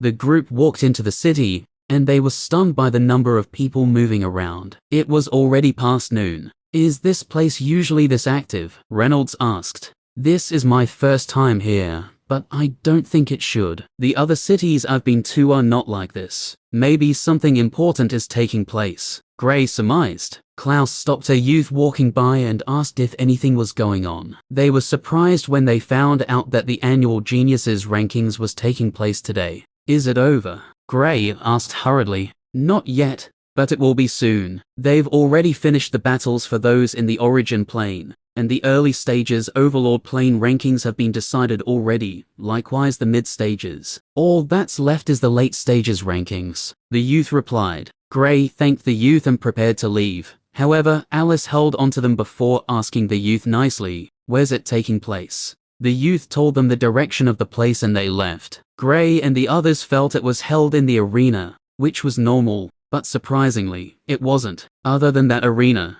there was a special place for fighting competitions in Skyland City. When the group got there, their mouths opened wide in awe. Even Gray, who rarely had reactions to things, was blown away by what he was seeing. It surely deserves the name Skyland City, he remarked while looking at the floating land in front of them. Below the land was nothing but water. They couldn't help but wonder how this place was formed. I'm impressed, Clouse said with a nod. Reynolds and Alice nodded. While they were marveling at the view, 3 figures were rushing behind them. Get out of the way. I'm late, the voice said hurriedly. Clouse turned around to get a view of the person who just spoke, and his eyes trailed longer on the figure in the middle. It was a young lady who looked to be around 18 years old. With an almost porcelain-like skin, the sun could almost be said to be radiating off her skin. Her face was a sight to behold. With an hairless figure and long black hair, she looked like an angel who fell from the sky. Gray looked at the young lady as well, but his gaze didn't last long on her body. His focus was on the old man standing by her side. He couldn't sense anything from him, and judging from how he was standing beside the young lady, he knew he was protecting her, the daughter of a powerful family. He thought to himself before moving to the side. Reynolds and Alice also moved to the side, leaving Clouse alone, who seemed to be frozen. Move, the young lady said, slightly irritated by Clouse blocking her path. Clouse came back to his senses soon enough, and replied slightly embarrassed. Oh, sorry, I blanked out for a moment. He moved to the side and allowed the group to pass. When the group got to the edge of the water, what looked like a stairway appeared, and they ascended it to the floating land. That's the way to go up. Huh, how innovative, Gray said before tapping Clouse on the shoulder. He was still too busy looking at the back view of the young lady, that he almost forgot about his friends. We should go too. We're already late. Gray smiled before ascending the stairs as well. Each stair felt like they were made of thin ice. They could see through it. Clouse was lost in thoughts as they ascended the stairs. They soon got to the peak, and the view before them was massive. A large crowd was gathered, and people could be seen fighting on different platforms. The place was like an open field, but there were buildings around indicating someone was staying there. I want something like this, Clouse said. The group approached the platforms, staring at the ongoing battles. Those on each platform were in the late stages of the Overlord Plane, and all of them were between 20 to 25. Clouse was the only one among the group that was in the late stage of the Overlord Plane, but it didn't mean that he was the only one with the strength of someone in the late stages of the Overlord Plane. About 3 platforms were empty, but Gray told them to wait and see how things were going. Clouse took them to sit in one of the places. Surprisingly, the young lady who passed them not too long ago was sitting in this same area, not too far away from them. Don't do anything, please, Gray pleaded with Clouse when he saw his gaze. This wasn't the Azure continent. They had to be extra careful here. Naturally, he could speak with the young lady if he wanted to, but he had to make sure he didn't offend her and cause trouble for the group. If they were in the southern continent, Gray could use the influence of the O'Brien family to save them, but here he had nothing. Relax, I'm not that stupid, Clouse said coolly. I trust you. Gray focused on the battles once again. 10 people were currently battling, and all of them were around the 7th and 9th stage of the Overlord plane. Any of them in the 7th stage could beat any of the peak Overlord plane elementalists from the Azure continent. The difference in attack power was massive. Chapter 668. This was the first time Alice and the others were seeing geniuses from the Aurora continent fight. Well, real geniuses, that is. From the small battles they were watching, they knew these guys were more powerful than the first one Reynolds fought against. They were all pumped up, thinking about how they would fare against these geniuses. In the Azure continent, they could easily fight across stages. Here, they hoped to replicate the same thing. Can we still challenge those in the same stages as us? Alice asked. I think so, but it'll be after the battle for those in the late stages is complete. Gray answered. He didn't really know much about these things, but since they could challenge whoever was in the rankings, he was sure they might be able to challenge them here. If the people were present, these people would definitely want to watch more battles anyway. It's a shame we were late. Reynolds shook his head. Gray smiled while looking at the platforms. He didn't think each region had a different time for their annual Geniuses rankings. But thinking about it now, he realized there was no way all the regions will host their regional rankings at the same time.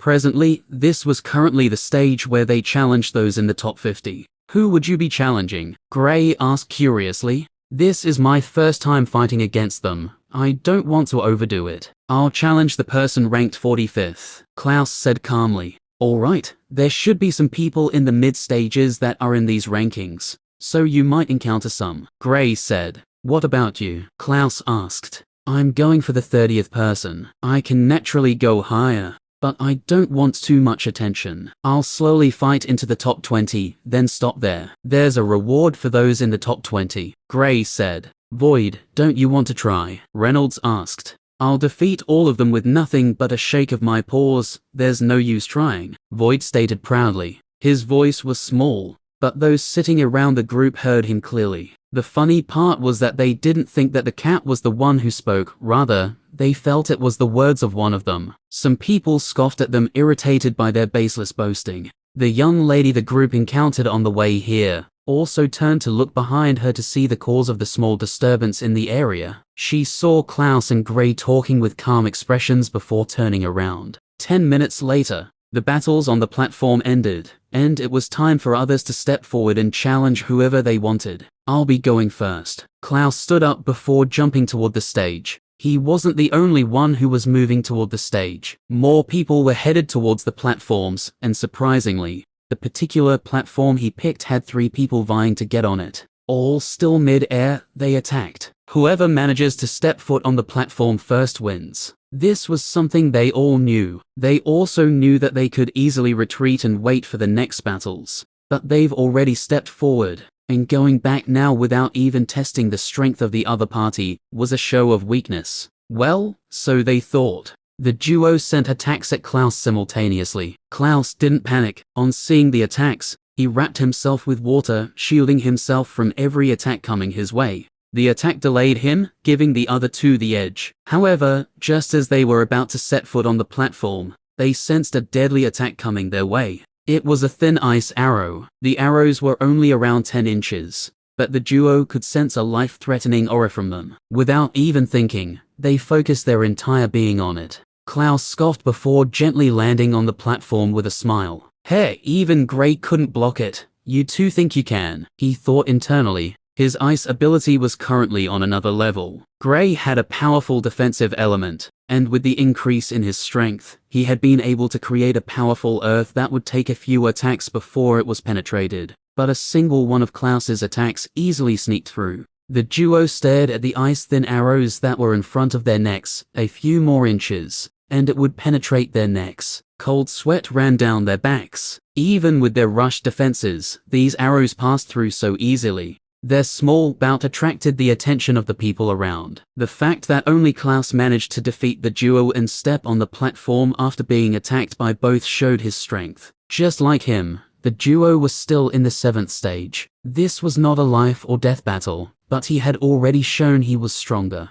Thank you for letting me fight first, Clouse said with a soft smile before turning around. Gray has already told him the usual process taken, and even without him, he could learn from those on the other platforms. Those on the other platforms challenged their opponents, with one challenging the person ranked 50th. I should have challenged that person first, Clouse thought jokingly. When the man in charge of the platform he was on asked who he was challenging, he told him his opponent. I'm sorry, but that person just went through a battle, and would need at least a 30 minutes break before fighting again. The man said. Oh, then whoever is 40 then, Clouse said. The man nodded before turning around. He called out for the person ranked 40th, and a young man walked out from the crowd, stepping onto the platform. A battle of water elementalists. Who do you think would win? A conversation broke out in the stands when they saw this young man. Clouse had showcased a bit of his power, so everyone knew he was a water elementalist,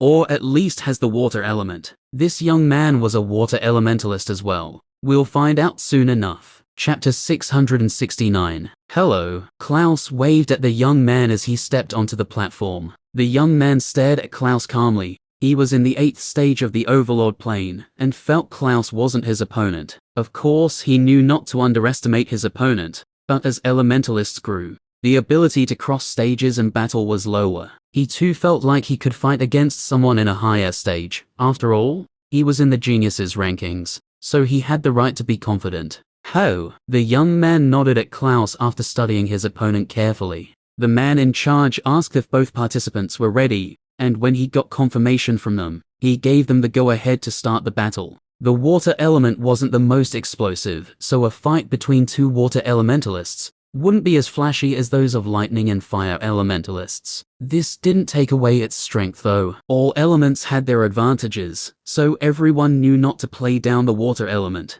Clouse was the first to attack, sending out a stream of water in the direction of his opponent. The young man didn't panic. With a slow wave of his hand, a large water body appeared in front of him, blocking the water coming his way. After he blocked it, he attacked Clouse as well, sending out 3 water snakes at him. All 3 moved independently, attacking Clouse from different angles. Clouse was even calmer than him. With a smile, he was covered with a water dome that was able to perfectly block all the attacks of his opponent. This was only them testing out each other's strengths. The young man continued his offensive, attacking from all angles. The water element was the most flexible element, classy yet destructive. Clouse continued his defensive stance, taking from one attack to another. The young man was by no means weak, so Clouse was fully focused on the battle, making sure he didn't give his opponent any chance to attack him. At the place he was standing, he had sealed the ground with ice. This way, no attack could come from below him. The battle slowly built up pace, with powerful attacks slowly coming forth. Clouse didn't stay on the defensive, attacking whenever he could. However, it was easy to see that his opponent was slightly stronger than him in terms of elemental power. The strength of his attacks was more powerful than that of Clouse. His opponent isn't weak, Alice stated while watching the fight. I know, but he should win, Gray said confidently. If this wasn't a competition, Clouse could have easily displaced the mindset of his opponent with his words. But here, although it wasn't against the rules, it would attract way too many enemies. If they had a strong background to rely on, then they would have been fine. But now, they had to tread carefully. He still hasn't used his ice. That would be the deciding factor in this battle, Reynolds said. There's still a second option for him. Gray looked at the battle with a blank expression. The others recalled the ability Clouse and Gray comprehended when they were crossing that forest. During the few times they sparred, defending against the heavy water was extremely hard. Its weight made it hard to block, and Clouse was an ingenious individual who sought out the best time to use it. If used immediately, it would be easy for them to defend against it. But he always waited for the time they least expected before using it. Even Gray, who could still use it, had a difficult time defending against it. While the trio were discussing, the battle was getting heated. Clouse and his opponent were showing their cards. When Clouse started using his ice, the young man in front of him immediately fell on the defensive, which surprised the people watching. They expected, since he was stronger than Clouse, he should have a higher mastery in terms of ice abilities as well. But Clouse was clearly the one on top. Bang! Bam! Clouse's ice spears were blocked by the ice wall the young man placed in front of him. The wall cracked the moment the second spear impaled it. The young man retreated, and the spear hit the place he was previously standing. While he was retreating, ice shards sprang out from the ground, rushing toward him. The young man panicked for an instant, and Clouse didn't let the opportunity slide. He pressed on with the ice shards while sending ice spears at the young man. The young man scrambled to defend against the ice spears and the ice shards chasing after him. While this was happening, Clouse was preparing his signature move. A thin ice was sent toward the young man. Before the young man could even detect it, it was already at the place between his eyes. He froze while looking at the hovering tiny ice. If this was a life or death battle, he would have been dead, without even knowing how he died. With a sigh, he shook his head in dejection. "I give up," he said to the man in charge of their platform. The man announced the result of the battle to the crowd, before waiting for both individuals to leave the stage. The young man nodded his head at Clouse before leaving the platform. Clouse replied to the gesture with a nod as well and stepped off the platform. The battle lasted almost 10 minutes, but it ended because of a small mistake by the young man. In a case where the difference in strength between both parties wasn't large, a mistake or a better strategy was what usually determines the winner or loser. Clouse got back to his seat, staring at the large stone in the sky that had his name placed in the 40th place. "Interesting, such a strange item," he said while taking his seat. "How does it feel to be the person ranked 40th in the entire Dixon region?" Reynolds questioned. "Not good. Apparently,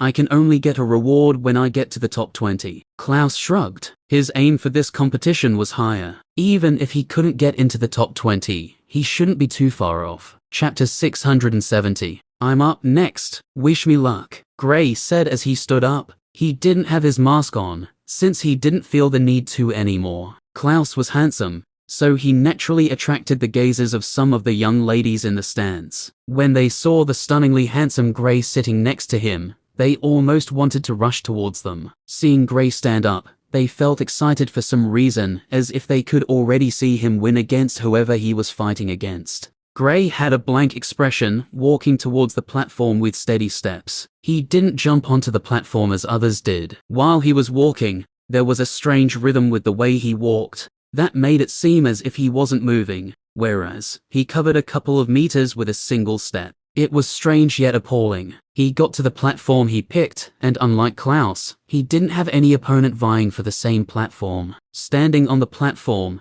he looked at the man in charge of the platform. "The person ranked 30th, Gray stated calmly. The man nodded before calling out for the person ranked 30th. The person was a young lady who was in the 7th stage of the Overlord plane. Although she was in the 7th stage doesn't mean she was weak. One has to remember that the person Clouse fought was in the 8th stage, and he ranked 40th. This meant this young lady was stronger than he was while being a stage lower." Gray nodded at his opponent before preparing himself for battle. The young lady nodded back as well. The man asked if both participants were ready, and after getting confirmation, he announced the start of the battle. Gray didn't immediately attack, waiting for his opponent to make the first move. The young lady didn't stand on ceremony. Since Gray wanted her to attack first, she didn't hold back. Boom! Raging flames exploded out, shooting in Gray's direction. Gray blocked the attack in a cool and collected manner. With a wave of his hand, an earth wall rose in front of him, easily blocking the attack.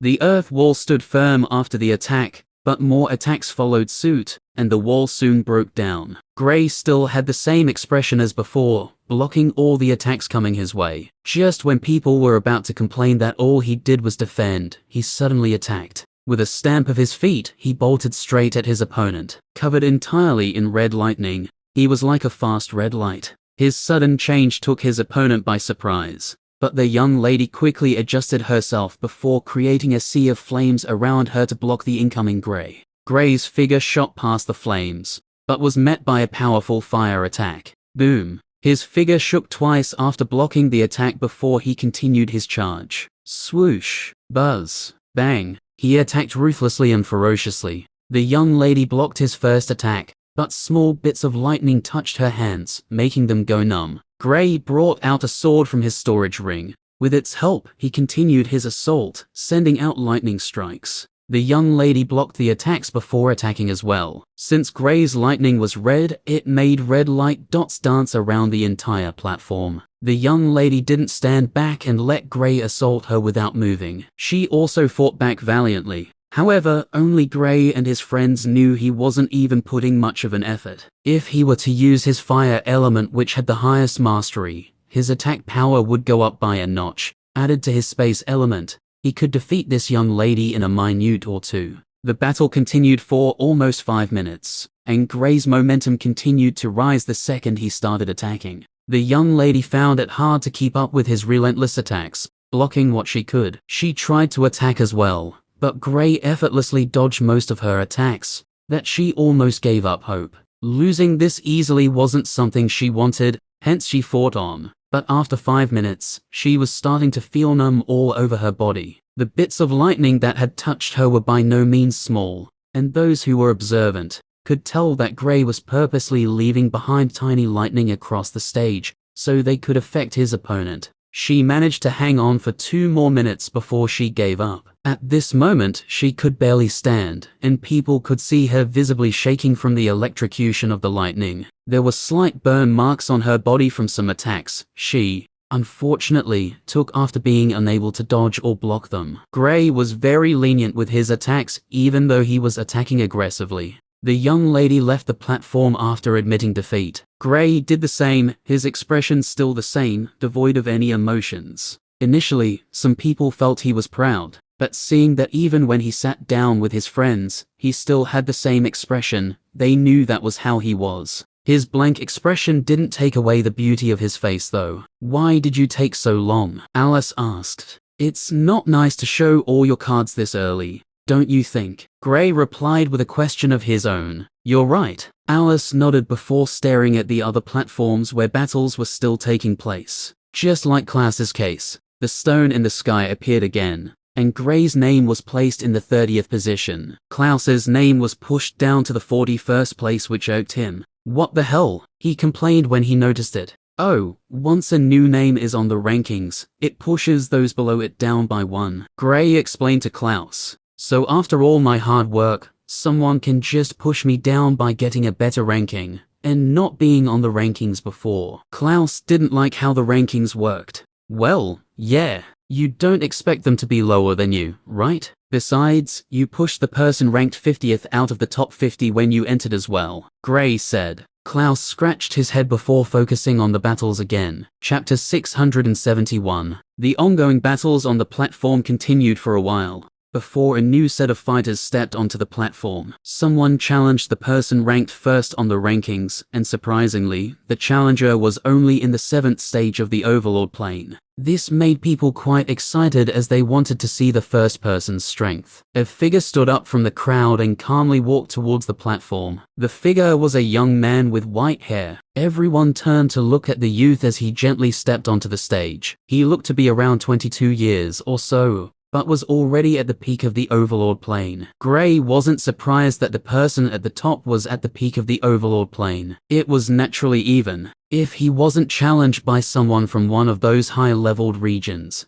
then he should have very few opponents in this region, and all of them must be in the same stage as he was. Alice shook her head when he recalled the strength of those in the Azure continent. Her family, which was regarded as a big family in the entire Killen Empire at that time, only had about 3 peak Overlord plane elementalists or so, yet they were treated so highly. Here, any youth below 25 could trounce her family's strongest individuals by themselves. It was depressing just thinking of it. The battle started quickly and ended quickly as well. The young man ranked first was a light elementalist, fast and dangerous. It didn't take him long for him to dispatch his opponent. What was worth taking note of was that even though he knew his opponent was weaker, he didn't go easy on him, attacking with his full strength from the get-go. "What are your chances of defeating him?" Reynolds asked Gray curiously. "In my current state, 0. But all out, I think 1,000. Gray replied. He wasn't bragging or anything, but if he enters the fusion state and boosts his strength to the peak of the Overlord plane, he was 100% confident in defeating anyone, even those from high-leveled regions. "Will you challenge him?" Alice asked. "Nope, I can't carelessly show my hand here," Gray said. They weren't trying to join any faction here, so there was no use in showing his full strength. All he could do was show part of it. When they've gone to a better region, he would think of going all out then. The appeal of joining a faction that could protect him was something that he found extremely attractive. The battles continued, and others challenged people in the top 20. While the group was watching, the young lady who Clouse and the others encountered when coming here stepped forward. Her target was none other than the young man ranked first. She was in the 9th stage of the Overlord plane, so she definitely had a change against him. The young man walked into the stage as calmly as ever, and after getting the go-ahead from both participants, the man in charge of that platform called for the start of the battle. When the fight started, it was explosive. First of all, the young man was a light elementalist, while the first element the young lady showed was the space element. However, she used the fire element soon after. The battle didn't go on for long before she displayed a third and fourth element. This came as a surprise to many. Clouse and the others had never met anyone with more than 3 elements before other than Grey, so seeing this young lady's display, they were amazed. While the others were focused on the young lady, Grey's attention, however, has never left the body of the young man. This was the only element he knew he was missing. He had already started trying to comprehend it, so seeing it physically would mean a whole lot. I should have challenged him. That would have given me a better chance in experiencing the light element, he thought while putting his full attention on him. Luckily, the battle didn't end quickly like the first one the young man had. Since the young lady was strong, not in any way weaker than the young man, the battle lasted for a while. Swoosh, boom, bang. The battle had lasted for over 15 minutes, with no clear winner yet. If not for the young man being a light elementalist, he would have lost a long time ago to the young lady's endless assault. But his speed gave him an edge when it came to dodging those attacks. Wow, she's aggressive, almost on Alice's level of aggressiveness, Clouse commented. What do you mean? Alice raised a brow. No offense, but you beat people up like a barbarian. Clouse moved from his seat before he made this remark. He knew Alice might attack him once he was done speaking. Reynolds and Grey stifled a laugh when they heard this, but they couldn't refute it since it was true. Alice did beat people up like a savage, and this was them not being able to find a word stronger than this. Even when sparring, she didn't go easy on them. Grey was the one who had it better generally because he was not only stronger, but had the space element to help him out of difficult positions. Clouse and Reynolds were the two who suffered the most, especially Clouse, because of his mouth.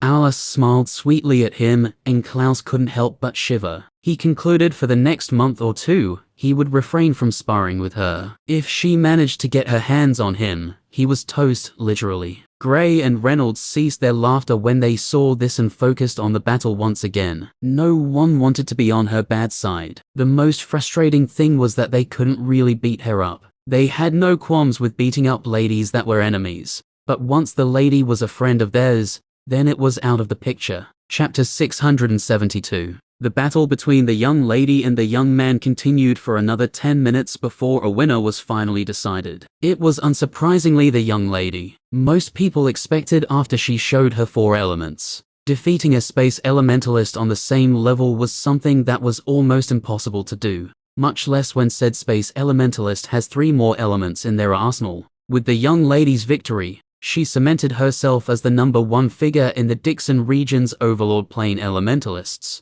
The young lady was already in the 9th stage of the Overlord plane, so it was only a matter of time before she broke through to the Sage plane. For someone like her, it wasn't a matter of if she could, but when. She walked off the platform calmly before going back to her seat. Can we leave now? She asked the middle-aged man accompanying her. You'll have to wait to see if there are any people who want to challenge you, the middle-aged man explained gently. All right. The young lady nodded before sitting peacefully. Grey and his friends observed everything that happened. Looks like she's not from this place, Grey thought to himself. He had heard of geniuses from higher-level regions coming to lower-leveled regions to test their strength. When he first came to the Aurora continent and challenged the geniuses, they thought he was from one of those high-leveled regions due to how powerful he was even with his low plane. After the young lady and the young man's battle ended, the other battles in the platform soon ended as well, and it was time for others to challenge who they wanted. Gray stepped forward again, challenging the person ranked 20th. He wanted a better rank so he could at least get a reward. Even though the reward wasn't really something he was too interested in, it was still better than nothing. His opponent was a young lady who looked to be younger than he was. He, however, didn't have too many problems with defeating her. She was a dual elementalist wielding the earth and lightning element.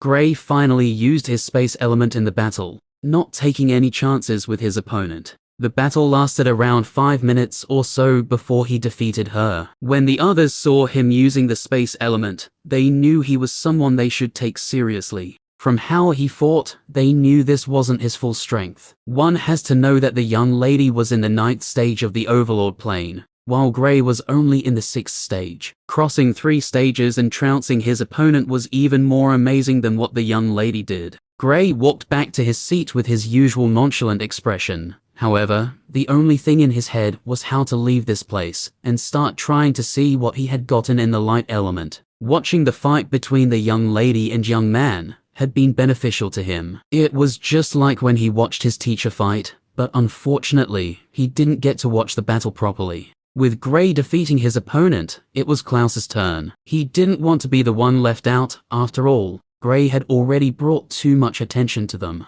He couldn't challenge someone ranked 25th. He complained as he walked up the stage. The higher the rank, the stronger they are. Even though he had fought against someone in the 8th stage, if his present opponent were to be in the 8th stage as well, they would be stronger than his previous opponent, since their rank was higher. Clouse challenged the person ranked 25th. He knew he wasn't as powerful as Gray, but he couldn't really be that weak when compared to these geniuses. His opponent was also a young lady, and just like Gray's opponent, she was a dual elementalist, wielding both the fire and water elements. When the battle started, she unleashed the fire element immediately. It was known for its explosive power, so she naturally used it instead of the water element. Clouse didn't panic, using the water element to block the attacks coming his way. Any attack that came close to him was swallowed by the water he conjured. However, he was on the back foot almost all through the battle. His opponent was in the 8th stage, but she was clearly stronger than the young man he fought against.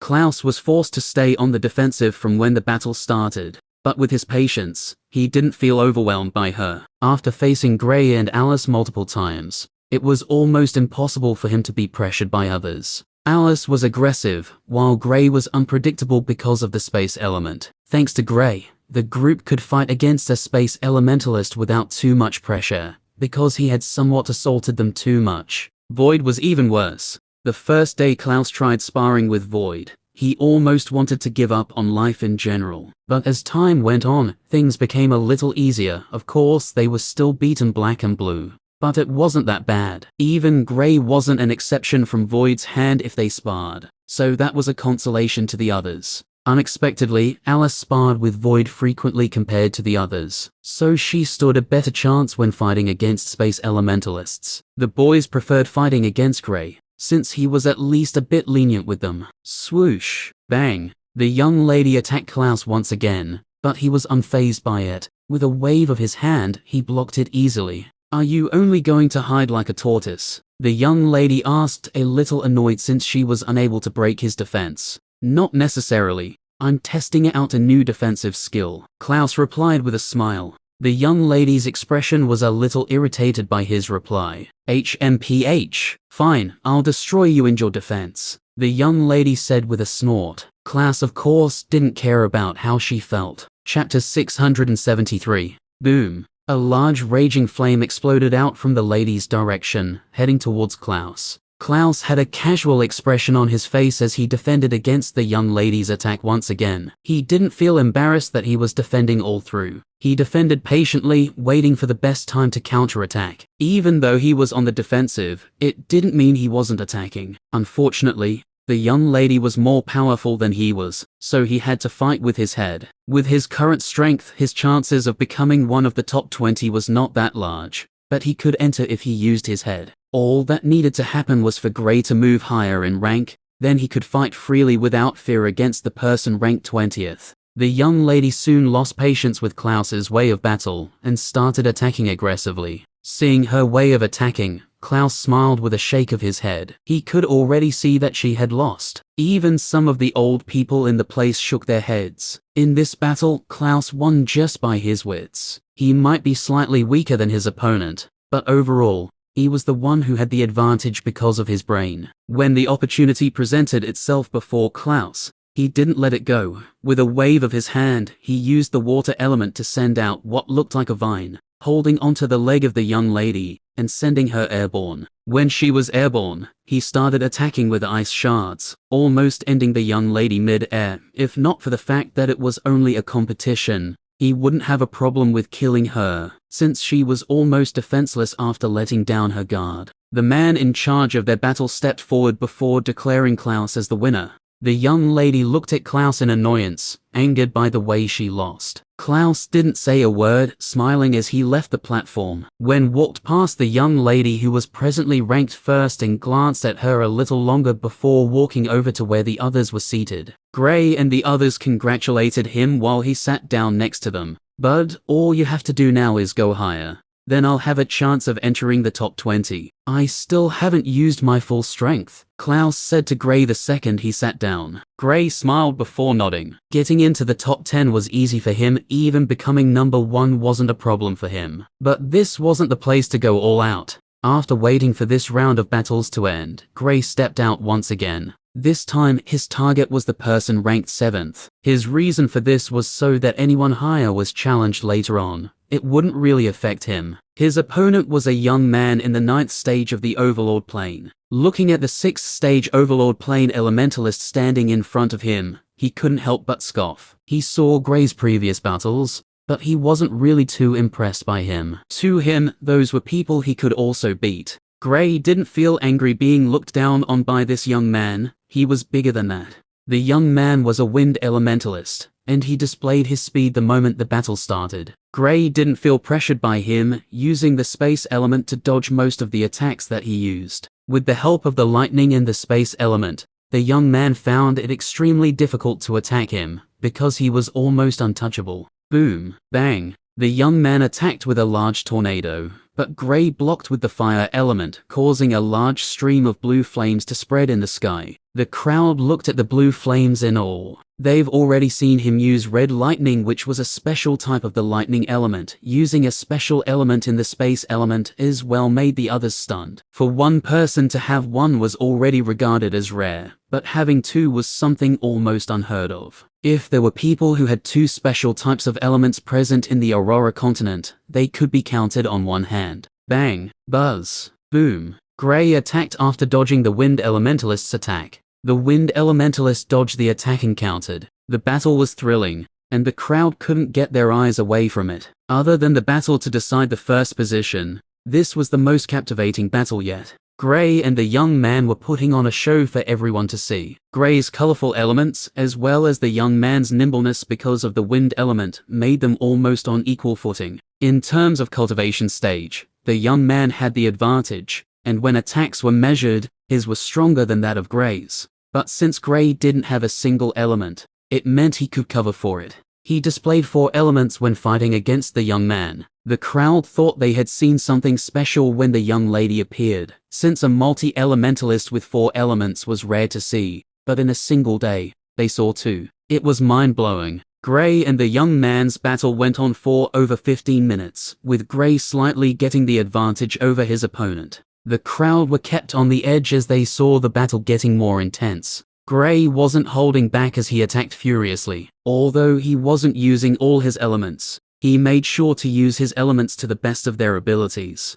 Boom, bang. The battle's intensity was getting higher, and the young man was slowly starting to show frustration. Being overpowered by someone in a lower stage was infuriating, especially given how Gray hadn't even gotten to the late stages of the Overlord plane yet. Chapter 674. Swoosh. Boom. An explosive attack spread out from Gray's fire element. The young man blocked it with a wind that was circulating around him. Gray's attack didn't stop there. After his first attack, he sent out a bolt of lightning that crashed from above, hitting the rotating wind around the young man. The lightning was added to the wind, just like the fire before it was dissipated. The young man sent out wind blades that shot at Gray, while raising a tornado from below him to throw him off balance. The tornado took Gray by surprise, so he was lifted into the air, directly in the path of the wind blades. He didn't panic. With a wave of his hand, he created a large firebird that flew towards the wind blades, blocking them,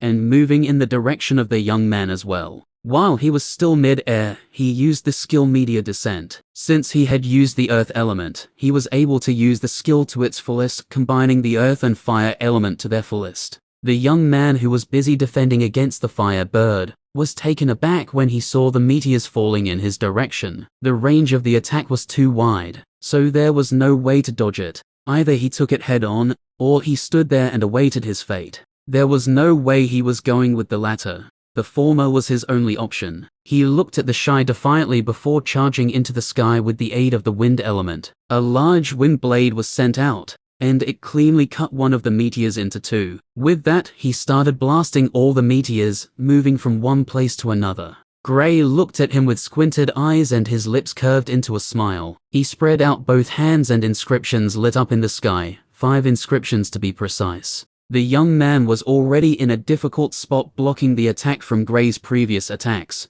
When he saw the inscriptions in the sky as well, he almost gave up instantly. Fighting against a multi-elementalist was already difficult to begin with. Being an inscriber made Gray all the more dangerous. In fact, if Gray were to be in the same stage as the young man, he would have admitted defeat already. But because of his pride as a genius, he couldn't give up this easily, especially to someone at a lower stage. With a loud roar, a powerful windstorm started across the entire platform, with powerful gales spreading out in all directions. The meteors were soon blasted apart, while the attacks from Gray's inscriptions were not only stopped, but 3 out of the 5 inscriptions broke apart. It's not going to be that easy, huh? Gray thought to himself as he stared at the windstorm. His body merged into the wind. He had a certain level of understanding of the wind element, since it was also one of his elements, so he wasn't really too bothered by it. He just didn't want to show his wind element, hence he kept it hidden. Moving nimbly with the aid of the space and lightning element, he closed the gap between himself and his opponent. The closer he got to him, the stronger the gale. If not for Gray's powerful physique, he would have been sent flying by now. Boom, bang.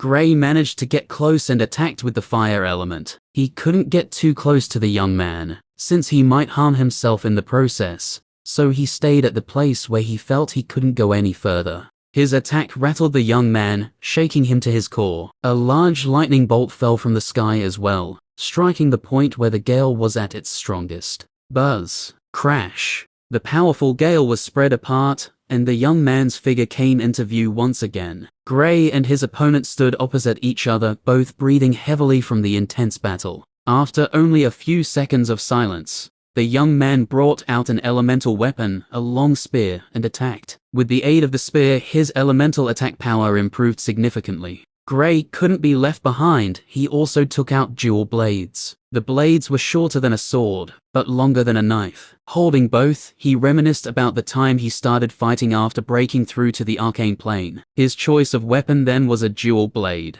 but since he got to the origin plane, he barely used weapons. Even when he was in the arcane plane, he rarely used them as well. Each blade was crafted to wield one element. Since his lightning and fire element were his major attack elements, he picked these specific blades out from the rest. Boom, bang, buzz. The crowd was watching excitedly, all discussing animatedly who would win. Some people wanted the young man to win, while a few new fangirls Gray had unknowingly gained wanted him to win. However, one thing was certain for all to see, and that was if Gray were to be in the same stage as the young man, then they wouldn't even be opponents. Gray would beat him up within 2 minutes max. What do you think of him? The middle-aged man who was sitting next to the young lady who was currently ranked first asked her. Him, he's different, the young lady replied. If I were to fight against him, who do you think would win? She asked after making the first remark. Currently, you would, but if you were in the same stage as he is, then the outcome is unpredictable. I wonder which faction or family was able to create such a genius. The middle-aged man sighed in amazement. A genius of Gray's caliber was something they rarely saw. The young lady was by no means any weaker than Gray in the same stage, in his opinion. However, when he added the fact that Gray was an inscriber, he knew in the same stage, Gray would have the upper hand over her. Chapter 675. Boom. Another explosion sounded off on the platform, and this time even the other battles had ended. The battle between the young lady and the young man previously ranked first surprisingly wasn't as intense as this one. If people weren't aware, they would mistake this for the battle for the number 1 rank. Gray's attacks were precise and deadly. The young man's defense was solid, while his counterattack was dangerous. The battle almost didn't look like a competition, rather, it felt like a life and death battle to some. The old powerhouses in the place were all watching the battles with great interest. Some even had the thoughts of recruiting Gray. But when they thought of the possibility of him coming from one of those high-leveled regions, they could only shake their heads in defeat. Having someone like Gray in a faction like theirs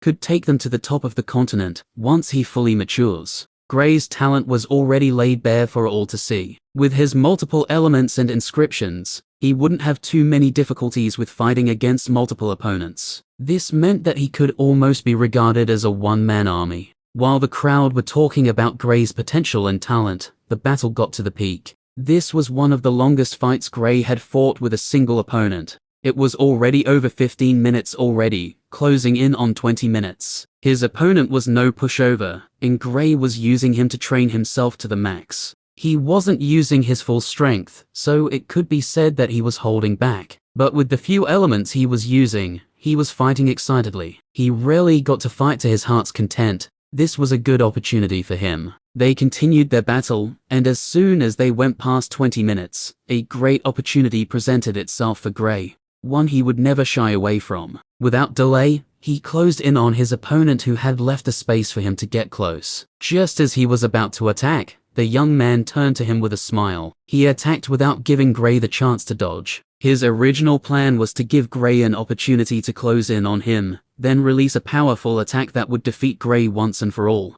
His attack came from below, with powerful wind blades slicing into the body of Gray. The wind blades passed through the body of Gray without much resistance. The crowd was shocked when they saw this, thinking that Gray was dead. Most of the experienced people in the stands realized that the young man tricked Gray into coming close before unleashing his ambush. The twist in the situation stunned them. At first, they felt Gray had won the battle, but all of a sudden, he not only lost, but seemed to be in danger. A shame, he fell for his trick, the young lady said to the middle-aged man by her side. The old man smiled but didn't reply. Just when everyone was thinking that Gray was dead, something stunning happened. Gray's figure started to fade, and the eyes of the young man he was fighting against bulged out, almost popping out of his head. He wasn't the only one with this reaction. Everyone in the stands, with the exception of Gray's friends and the old powerhouses in the crowd. An afterimage, someone exclaimed from the crowd. Afterimages formed due to extreme speed,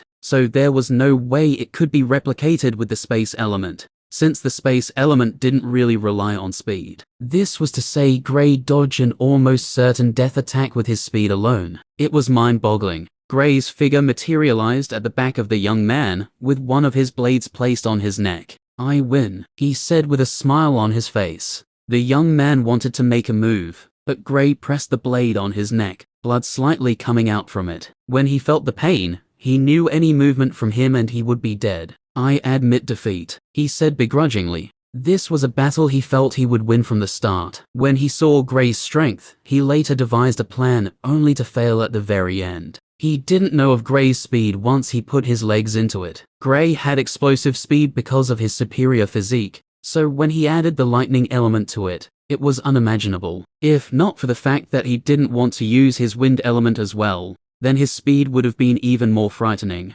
The man in charge of the platform announced the winner, and Gray walked back to his seat with a nonchalant expression. The previous excited expression he wore when fighting was gone, and it was like he was another person. "Nice fight. Next time, you should punch him in the head," Clouse commented as soon as Gray sat down, giving him a few pointers. Alice and Reynolds felt like beating him up as they overheard what he was saying to Gray. "All right, teacher, your student will follow your instructions next time," Gray said playfully before looking at the stone in the sky. "Good boy, Now, help me fight my battle. I'm still tired from the previous one, Clouse said shamelessly. Unfortunately, that isn't allowed, Gray replied. The others laughed as they congratulated Gray. Wouldn't you go for a higher rank? Reynolds asked. Nope, this is enough. I still have some moves hidden. I don't think I want to show them all here. This region isn't our goal, Gray said calmly. The others nodded before looking away. The other battles in the remaining platforms continued after Gray's battle ended. They couldn't be blamed since Gray's battle took all the attention, even theirs as well. Missing such a battle was something they couldn't stand. 10 more minutes went by before all the battles rounded up. Now, it was time for one more round of challenges before the end of the competition. Chapter 676. Clouse, you're up next. Reynolds tapped Clouse on the shoulder as the next round of battles was about to start. Don't worry, I'll be in the top 20, Clouse said confidently as he stood up. Gray and the others nodded. Reynolds called out while he was on the way there. Oh, and ask if we can challenge those in the lower stages here. Got it, Clouse before walking to the stage. This was the last battle, so he planned to challenge the person currently ranked 20th. If he could win, then he would be part of the top 20 for now. Of course, he knew he would lose the rank soon if someone came to challenge anyone higher than him, but he didn't really care. All that mattered now was that he was in it and got the reward. Gray had brought too much attention to their group, so when the crowd saw Clouse standing up, they all spoke animatedly, waiting for who he would challenge. From their previous battles, they knew he was not as powerful as Gray, and unlike Gray, he relied heavily on his head to win his battles. From his last battle, they could tell that even if his opponent was stronger than he was, it didn't necessarily mean they would win, because Clouse was a calculative individual. He soon stepped onto the platform, and different from when he first fought, people weren't rushing to the platforms anymore. The man in charge walked up to him to ask who he would like to challenge. His reply was well within the expectations of most of the people here. He only wants to step into the top 20. This was the only thing going through the heads of everyone around. The current person ranked 20th had a higher rank before the challenges started. He was ranked 15th at that time, but due to people challenging those higher than him and defeating them, he was slowly pushed down. He was already at the peak of the Overlord plane, and looked to be around 22 years old with brown hair and eyes. He was taller than Clouse, standing at 6 feet 3 inches tall. Looking at the opponent in front of him, he didn't feel pressured. He saw Clouse's last battle, and knew that he wasn't that powerful. This will be over soon enough, he said coldly. Clouse smiled without replying. He had been waiting patiently for his last battle. Here, he would use his ultimate move to defeat his opponent swiftly. The man asked if both participants were prepared. After getting confirmation from them, he called for the start of the battle. The young man was an earth elementalist with a quick movement. He sent multiple large boulders toward Clouse. Clouse created an ice wall to block the attack, before countering with an attack of his own, sending out a jet stream of water toward his opponent. The water moved rapidly. The young man didn't panic, raising an earth wall in front of him. He prepared to counterattack once he had stopped the attack. However, his expression changed drastically when the water made contact with the earth wall. There was not even a bit of resistance as the water crashed through it, slamming into the young man. Before he could react, he had been sent flying out of the platform. The entire crowd stood up, stunned by how fast the battle ended. Overall, the battle only took around 1 minute or so, yet the victor had been decided so quickly. It was shocking. Clouse stood on the platform with a grin on his face. Most people still didn't understand what happened a few seconds ago. How the hell did Clouse's water pass through the water so easily? Some people even felt it was all staged. But when they saw the condition of the young man, they had second thoughts. Someone in his current condition will not agree to stage something like this, especially since he too was a genius in his own right. His clothes were destroyed, and his hair was messy with blood coming from the side of his mouth. He still had a look of disbelief as he stared at the platform that was almost 20 meters away from him. The only question in his head right now was, what happened? You impossible, he exclaimed from the side, unable to believe that he lost so easily. What are you pointing at? You've already lost, now step aside, Clouse replied with a mocking smile. If the young man accepted his defeat, he wouldn't want to rub it in on him, but seeing his present reaction,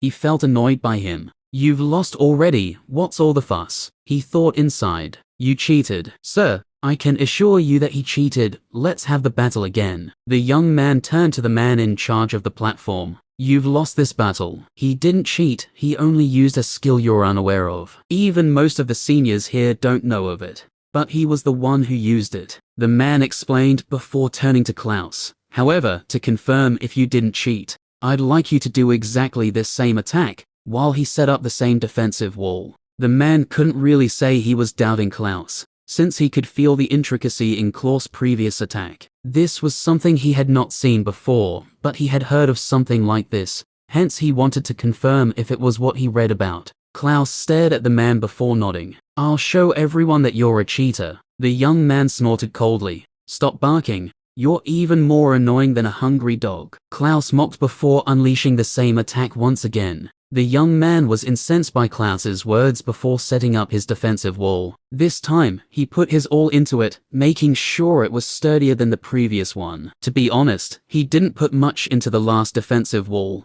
thinking it would be able to block the attack easily. It was only after it was breached did he know that he made a mistake. Now that he knew the strength of Clouse's attack, he increased the defensive power of the wall. Chapter 677. Clouse smirked when he saw this. The man in charge of the platform also noticed this, but didn't do anything to stop the young man. He was a little curious about the strength of Clouse's attack. This was a strange attack that was hard to understand. Clouse had kept it hidden till the very last battle. This showed how cunning he was. Now, he was starting to doubt if the strength Clouse showed all this while was his true strength. Rumble. When the jet stream came in contact with the earth wall, compared to the first time, there was a bit of resistance. When the young man saw this, he smiled in glee, feeling happy that he had been able to show everyone the scam Clouse was. His smile froze when he realized after the first bit of resistance, the water passed through once again, sending him flying for the second time. Crash! Bang! His figure was shot off the platform once again, and this time,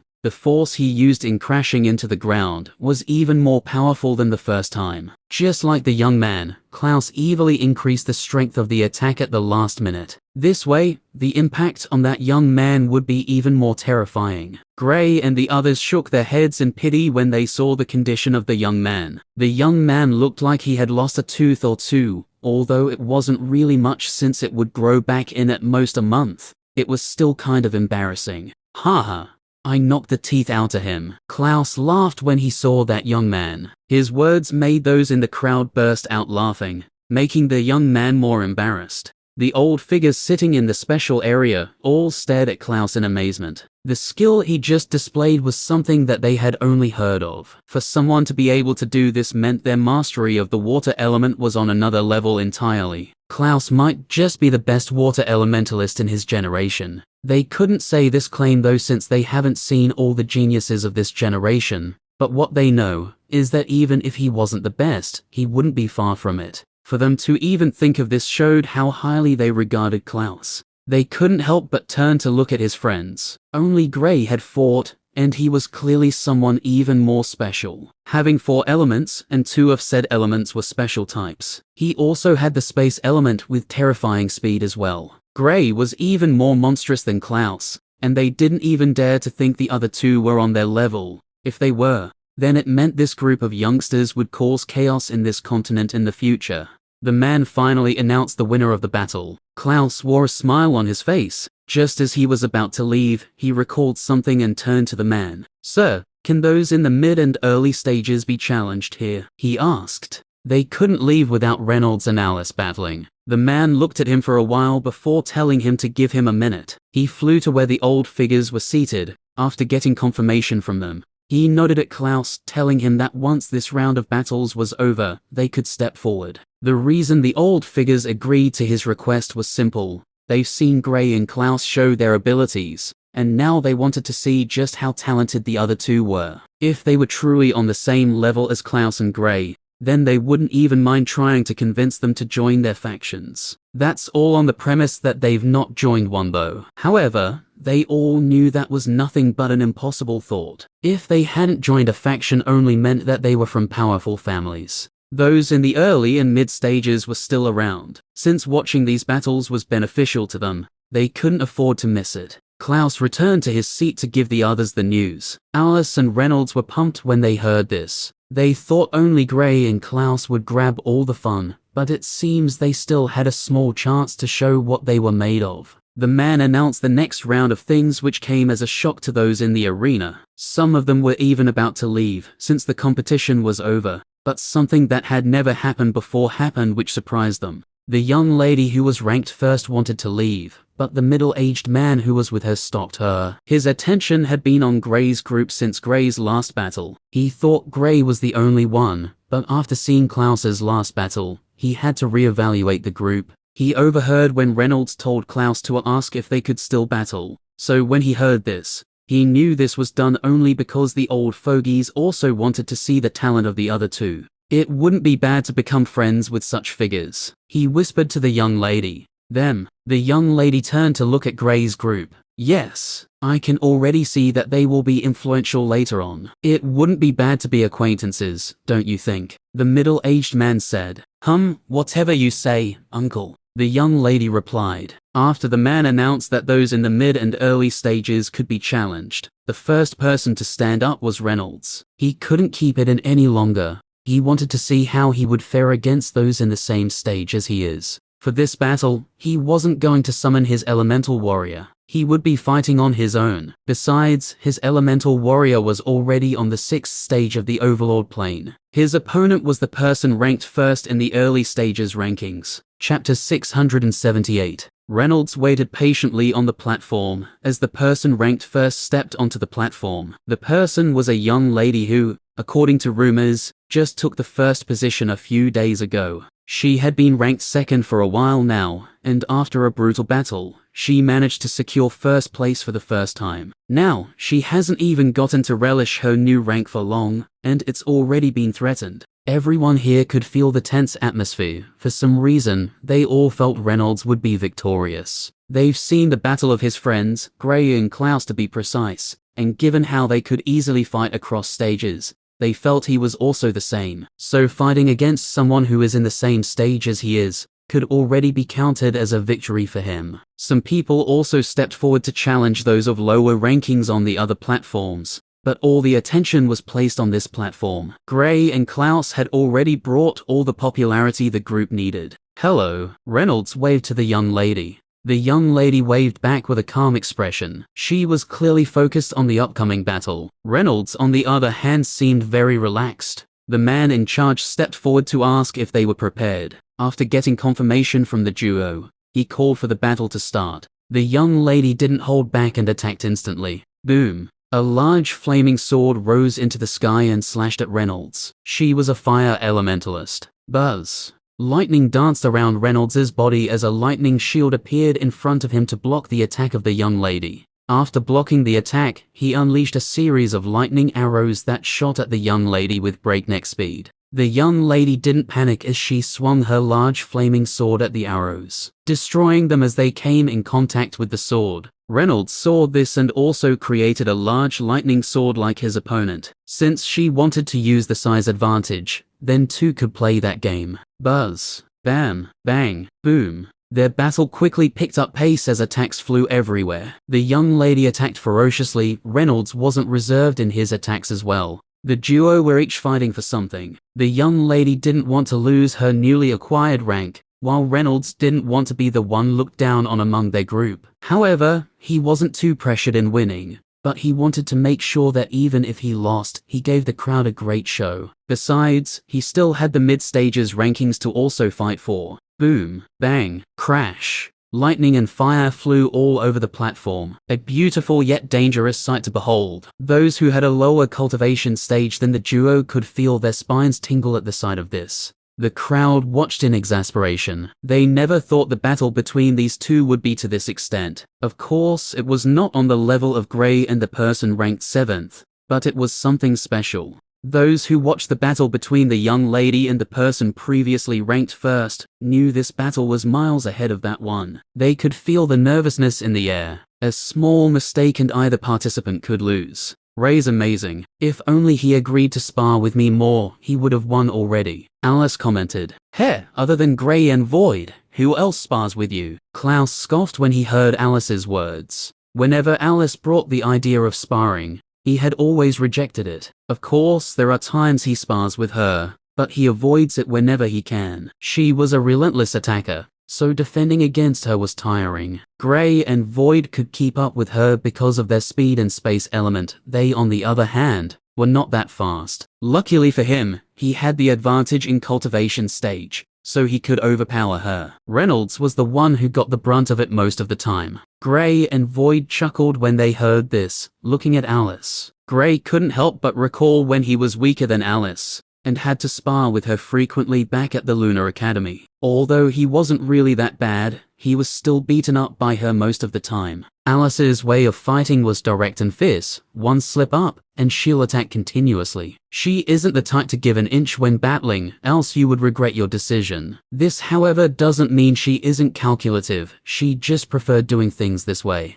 Reynolds's battle with the young lady soon got to its peak. Reynolds had the advantage in speed, so dodging the attacks of the young lady was something he could do quite easily. The young lady was forced to block almost all his attacks since they were fast. Buzz. Crash. A large bolt of lightning drew a beautiful arc in the sky, before striking the young lady. She was forced to block the attack with a firewall, but the wall exploded, and the impact pushed her back. The chance Reynolds had been waiting for all this while finally presented itself to him. Without even thinking, he unleashed a series of lightning arrows that shot at his target. He also created a lightning ball that he sent out. While doing all this, he leaped into the air, spreading both hands apart. He called out slowly, "Lightning Rain." This was a move Gray frequently used when he was still in the arcane plane. When the crowd saw his attacks, their hearts sank for the young lady. Even if she somehow manages to block them miraculously, the advantage was already in Reynolds's hands, and he could choose to attack whenever he wanted. The young lady, seeing all these, covered herself with a ball of fire that exploded in all directions. Unfortunately, Reynolds's delayed the attack of the lightning rain a little bit, so her attack, which was supposed to block all the attacks, faded just before the lightning rain fell down. Bang! The sound of a figure slamming into the ground resounded out, accompanied by a scream of pain from the young lady. When Reynolds heard it, he immediately stopped his attack. The dust died down on the spot where the young lady landed, and her shaking figure came in full view to all. This was a result of the electrocution from the lightning element. "I'm sorry." Reynolds rushed over to help her. However, a sly grin appeared on the face of the young lady, and just as Reynolds came within 10 meters of her, a large fireball was sent in his direction, meeting him at a point-blank range. The attack came unexpectedly. Even the crowd didn't expect the young lady would use such a method. Most people found it evil, but in truth, it was all part of a strategy. She realized she wasn't on the same level as Reynolds, so she used the natural sympathy men had towards women to make him drop his guard, and then she attacked. It was a smart plan that was worth praising. After all, it might save her in times of danger, and might just help her retain her first position. Chapter 679. Clouse stood on his feet when he saw this. He could tell that the young lady was only tricking Reynolds when he saw her reaction. There was no way she would have been that hurt from the attack. Yes, she would be injured, but not to the level she was playing it out to be. Even if the attack came unexpectedly, she was still an Overlord plane elementalist who was on the same stage as Reynolds, so she would at least be able to set up a few defensive measures to help limit the danger. BTCH. He cursed when he saw her attacking Reynolds at such a close distance. However, what happened next made him laugh in delight. Reynolds had sparred with him too often, and he had done countless tricks like this. All of them naturally made Reynolds lose his guard, but they've naturally molded him for battles with others. Reynolds, who everyone thought had lost due to the sneak attack, had a wide grin on his face. His legs were coated with lightning as he dodged to the left. At the same time he was dodging, a large lightning bolt fell from the sky, crashing into the body of the young lady. This time, she didn't even have a chance to create any defensive measures, as she took the full effect of the attack. She shrieked in pain, convulsing a few seconds after the lightning fell on her. What was worth noting was that the lightning attack didn't stop immediately. Rather, it stayed for almost 5 seconds, penetrating her body fully. Ruthless. Cunning. This was the view most of the people here had of Reynolds. That attack of his was something that he had been preparing for a while, since it needed time to garner that much power. The lightning rain was a cover. This attack was his main final assault. He knew that the lightning rain wouldn't be able to defeat his opponent, so he made this attack as well. All those above the Overlord plane saw this perfectly, even some of the people at the peak of the Overlord plane noticed it. Void told Gray about it when he sensed it.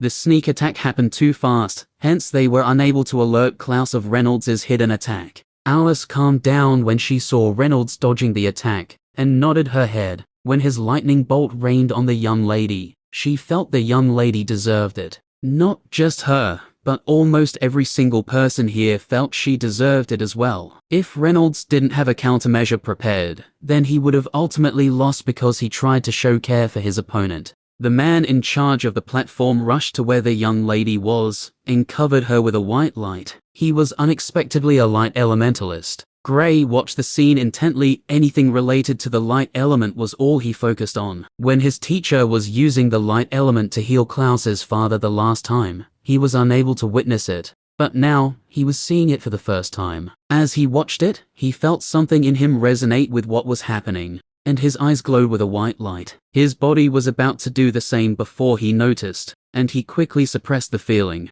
In his mind, however, he felt like running out of this place. He was on the verge of comprehending the light element, but because of the possible commotion he would cause in the process, he had to forcibly suppress the feeling. It felt like he was pushing himself into a well. If he missed this chance, it would take him some time to comprehend the light element. But if he went with the flow, then he would be able to instantly comprehend the light element and create a light space in the chaos space. This was the only thing he was missing in the light element, seeing how it was used to heal. Once he creates the light space in the chaos space, then he could be said to have comprehended the light element. Reynolds' win was a win for him also, so he was extremely happy when Reynolds walked back to where they were seated. He even gave him a high five. This was the last element he was missing, according to his knowledge, so he naturally felt excited after getting a glimpse of it. If he focused on it for now, in at most a week, he would be able to create a light space.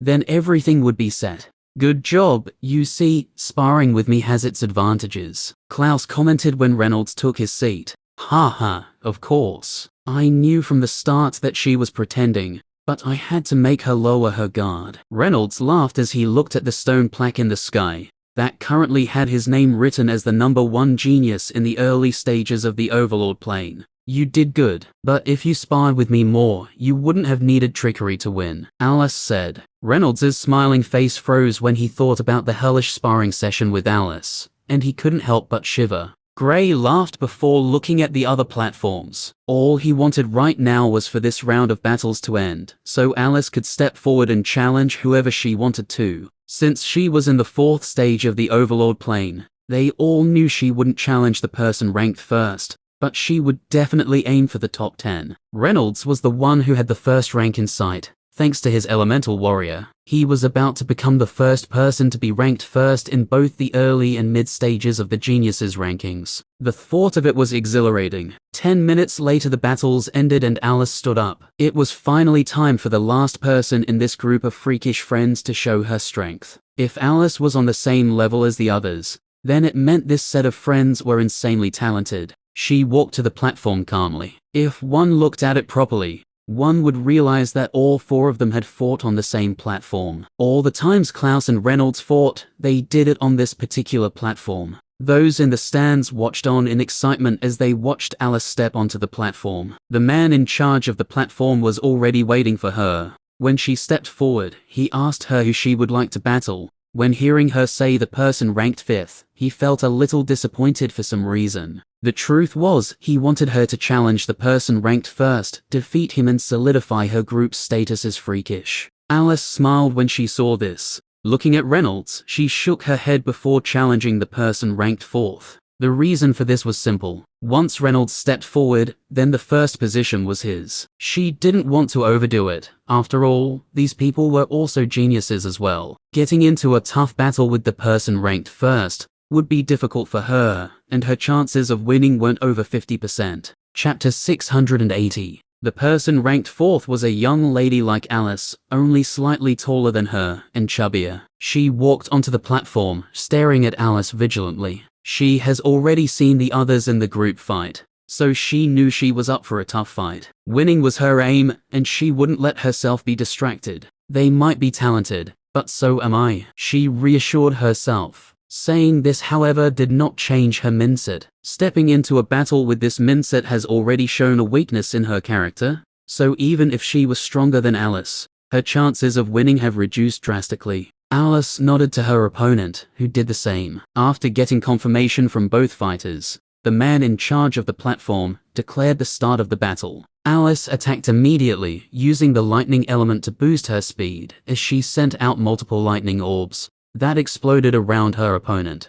Her opponent used the water element to fight against the lightning arcs that were rushing toward her. She created an ice wall that sufficiently blocked them. Alice didn't feel bothered by this as she continued her assault. She was known for her relentless attacks, and she displayed it in full here. After her first lightning attack didn't work out, she used the fire element to send a flaming bird at the young lady. The bird spat out bits of flaming balls that exploded as they came in contact with the ice wall. Seeing Alice use a second element, everyone in the arena couldn't help but sigh. Of the 4 friends, 2 had more than one element, while the other 2 had a single element. From the current looks of things, Reynolds was the only one who didn't seem special. Clouse defeated someone of a higher stage, which meant he could fight across stages. Alice's current opponent was in the 6th stage of the Overlord plane, and she was currently having a great battle with her. Gray was even more freakish. Reynolds's opponent, however, was in the same stage as he was. Even though he won convincingly,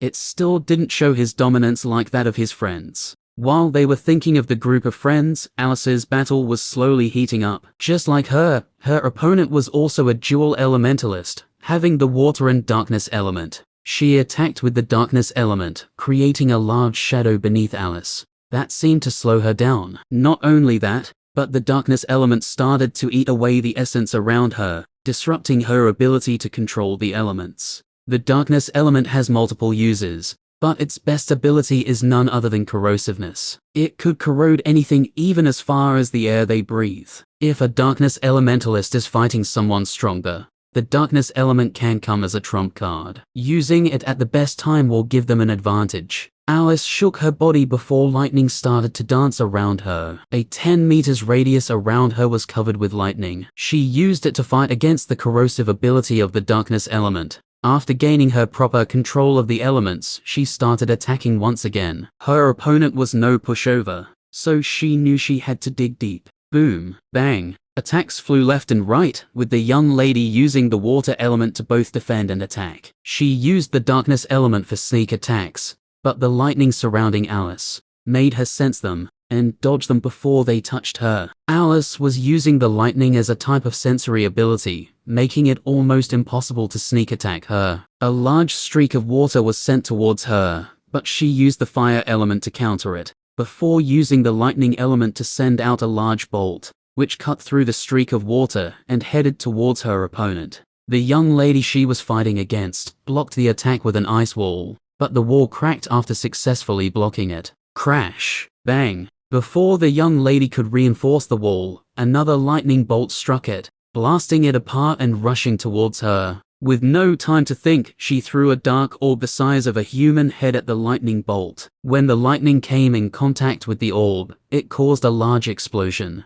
The young lady was able to escape before the explosion, surviving a potentially dangerous situation. Alice didn't let her have any time to rest as she flew into the air, and just like Reynolds, a lightning rain was summoned by her. The young lady had already seen Reynolds use this skill before, so when she saw that Alice was also a lightning elementalist, she prepared for it. With a wave of her hand, she formed a water sphere around her. Due to the wide range of the attack, each lightning wasn't powerful enough to breach her defense. Alice didn't feel down when she saw this. Instead, she smiled before reducing the range of the lightning rain, taking it to only a small area. From covering over half of the platform, it covered only about half a meter or so. This increased the strength of the attack dramatically. While doing this, she created walls made of fire around the young lady, and they slowly started to close in. They were sending out attacks at the same time. Her barrage of attacks was on another level, and even Gray and the others couldn't help but shake their heads. Once Alice was given the initiative in a battle,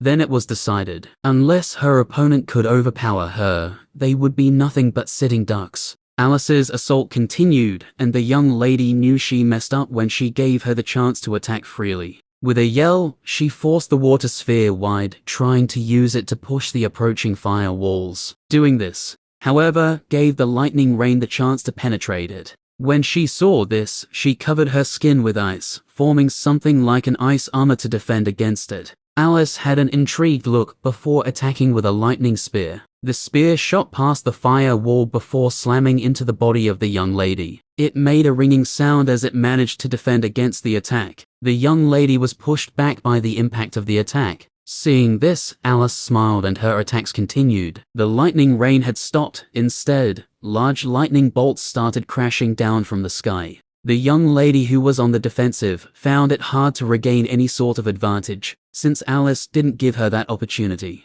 Everyone watching the battle knew that the victor had already been decided. It was only a matter of time before the young lady gave up on her own, or she was hurt from the constant attacks. She's ferocious. This was the appraisal they had of Alice. Unlike the boys, she had a more aggressive battle style, and once she took the initiative in a battle, her victory was within sight. Even with all the plans the young lady made, Alice was able to counter them. 5 minutes later, the young lady finally gave up. She managed to hold out against the previous attack, and even managed to counterattack at one time. Unfortunately, Alice didn't give her too many chances after that. This is the end of this video. Thank you guys for listening. Hope you enjoyed and wish you wonderful rest of the day. The Silent Ruptor's out.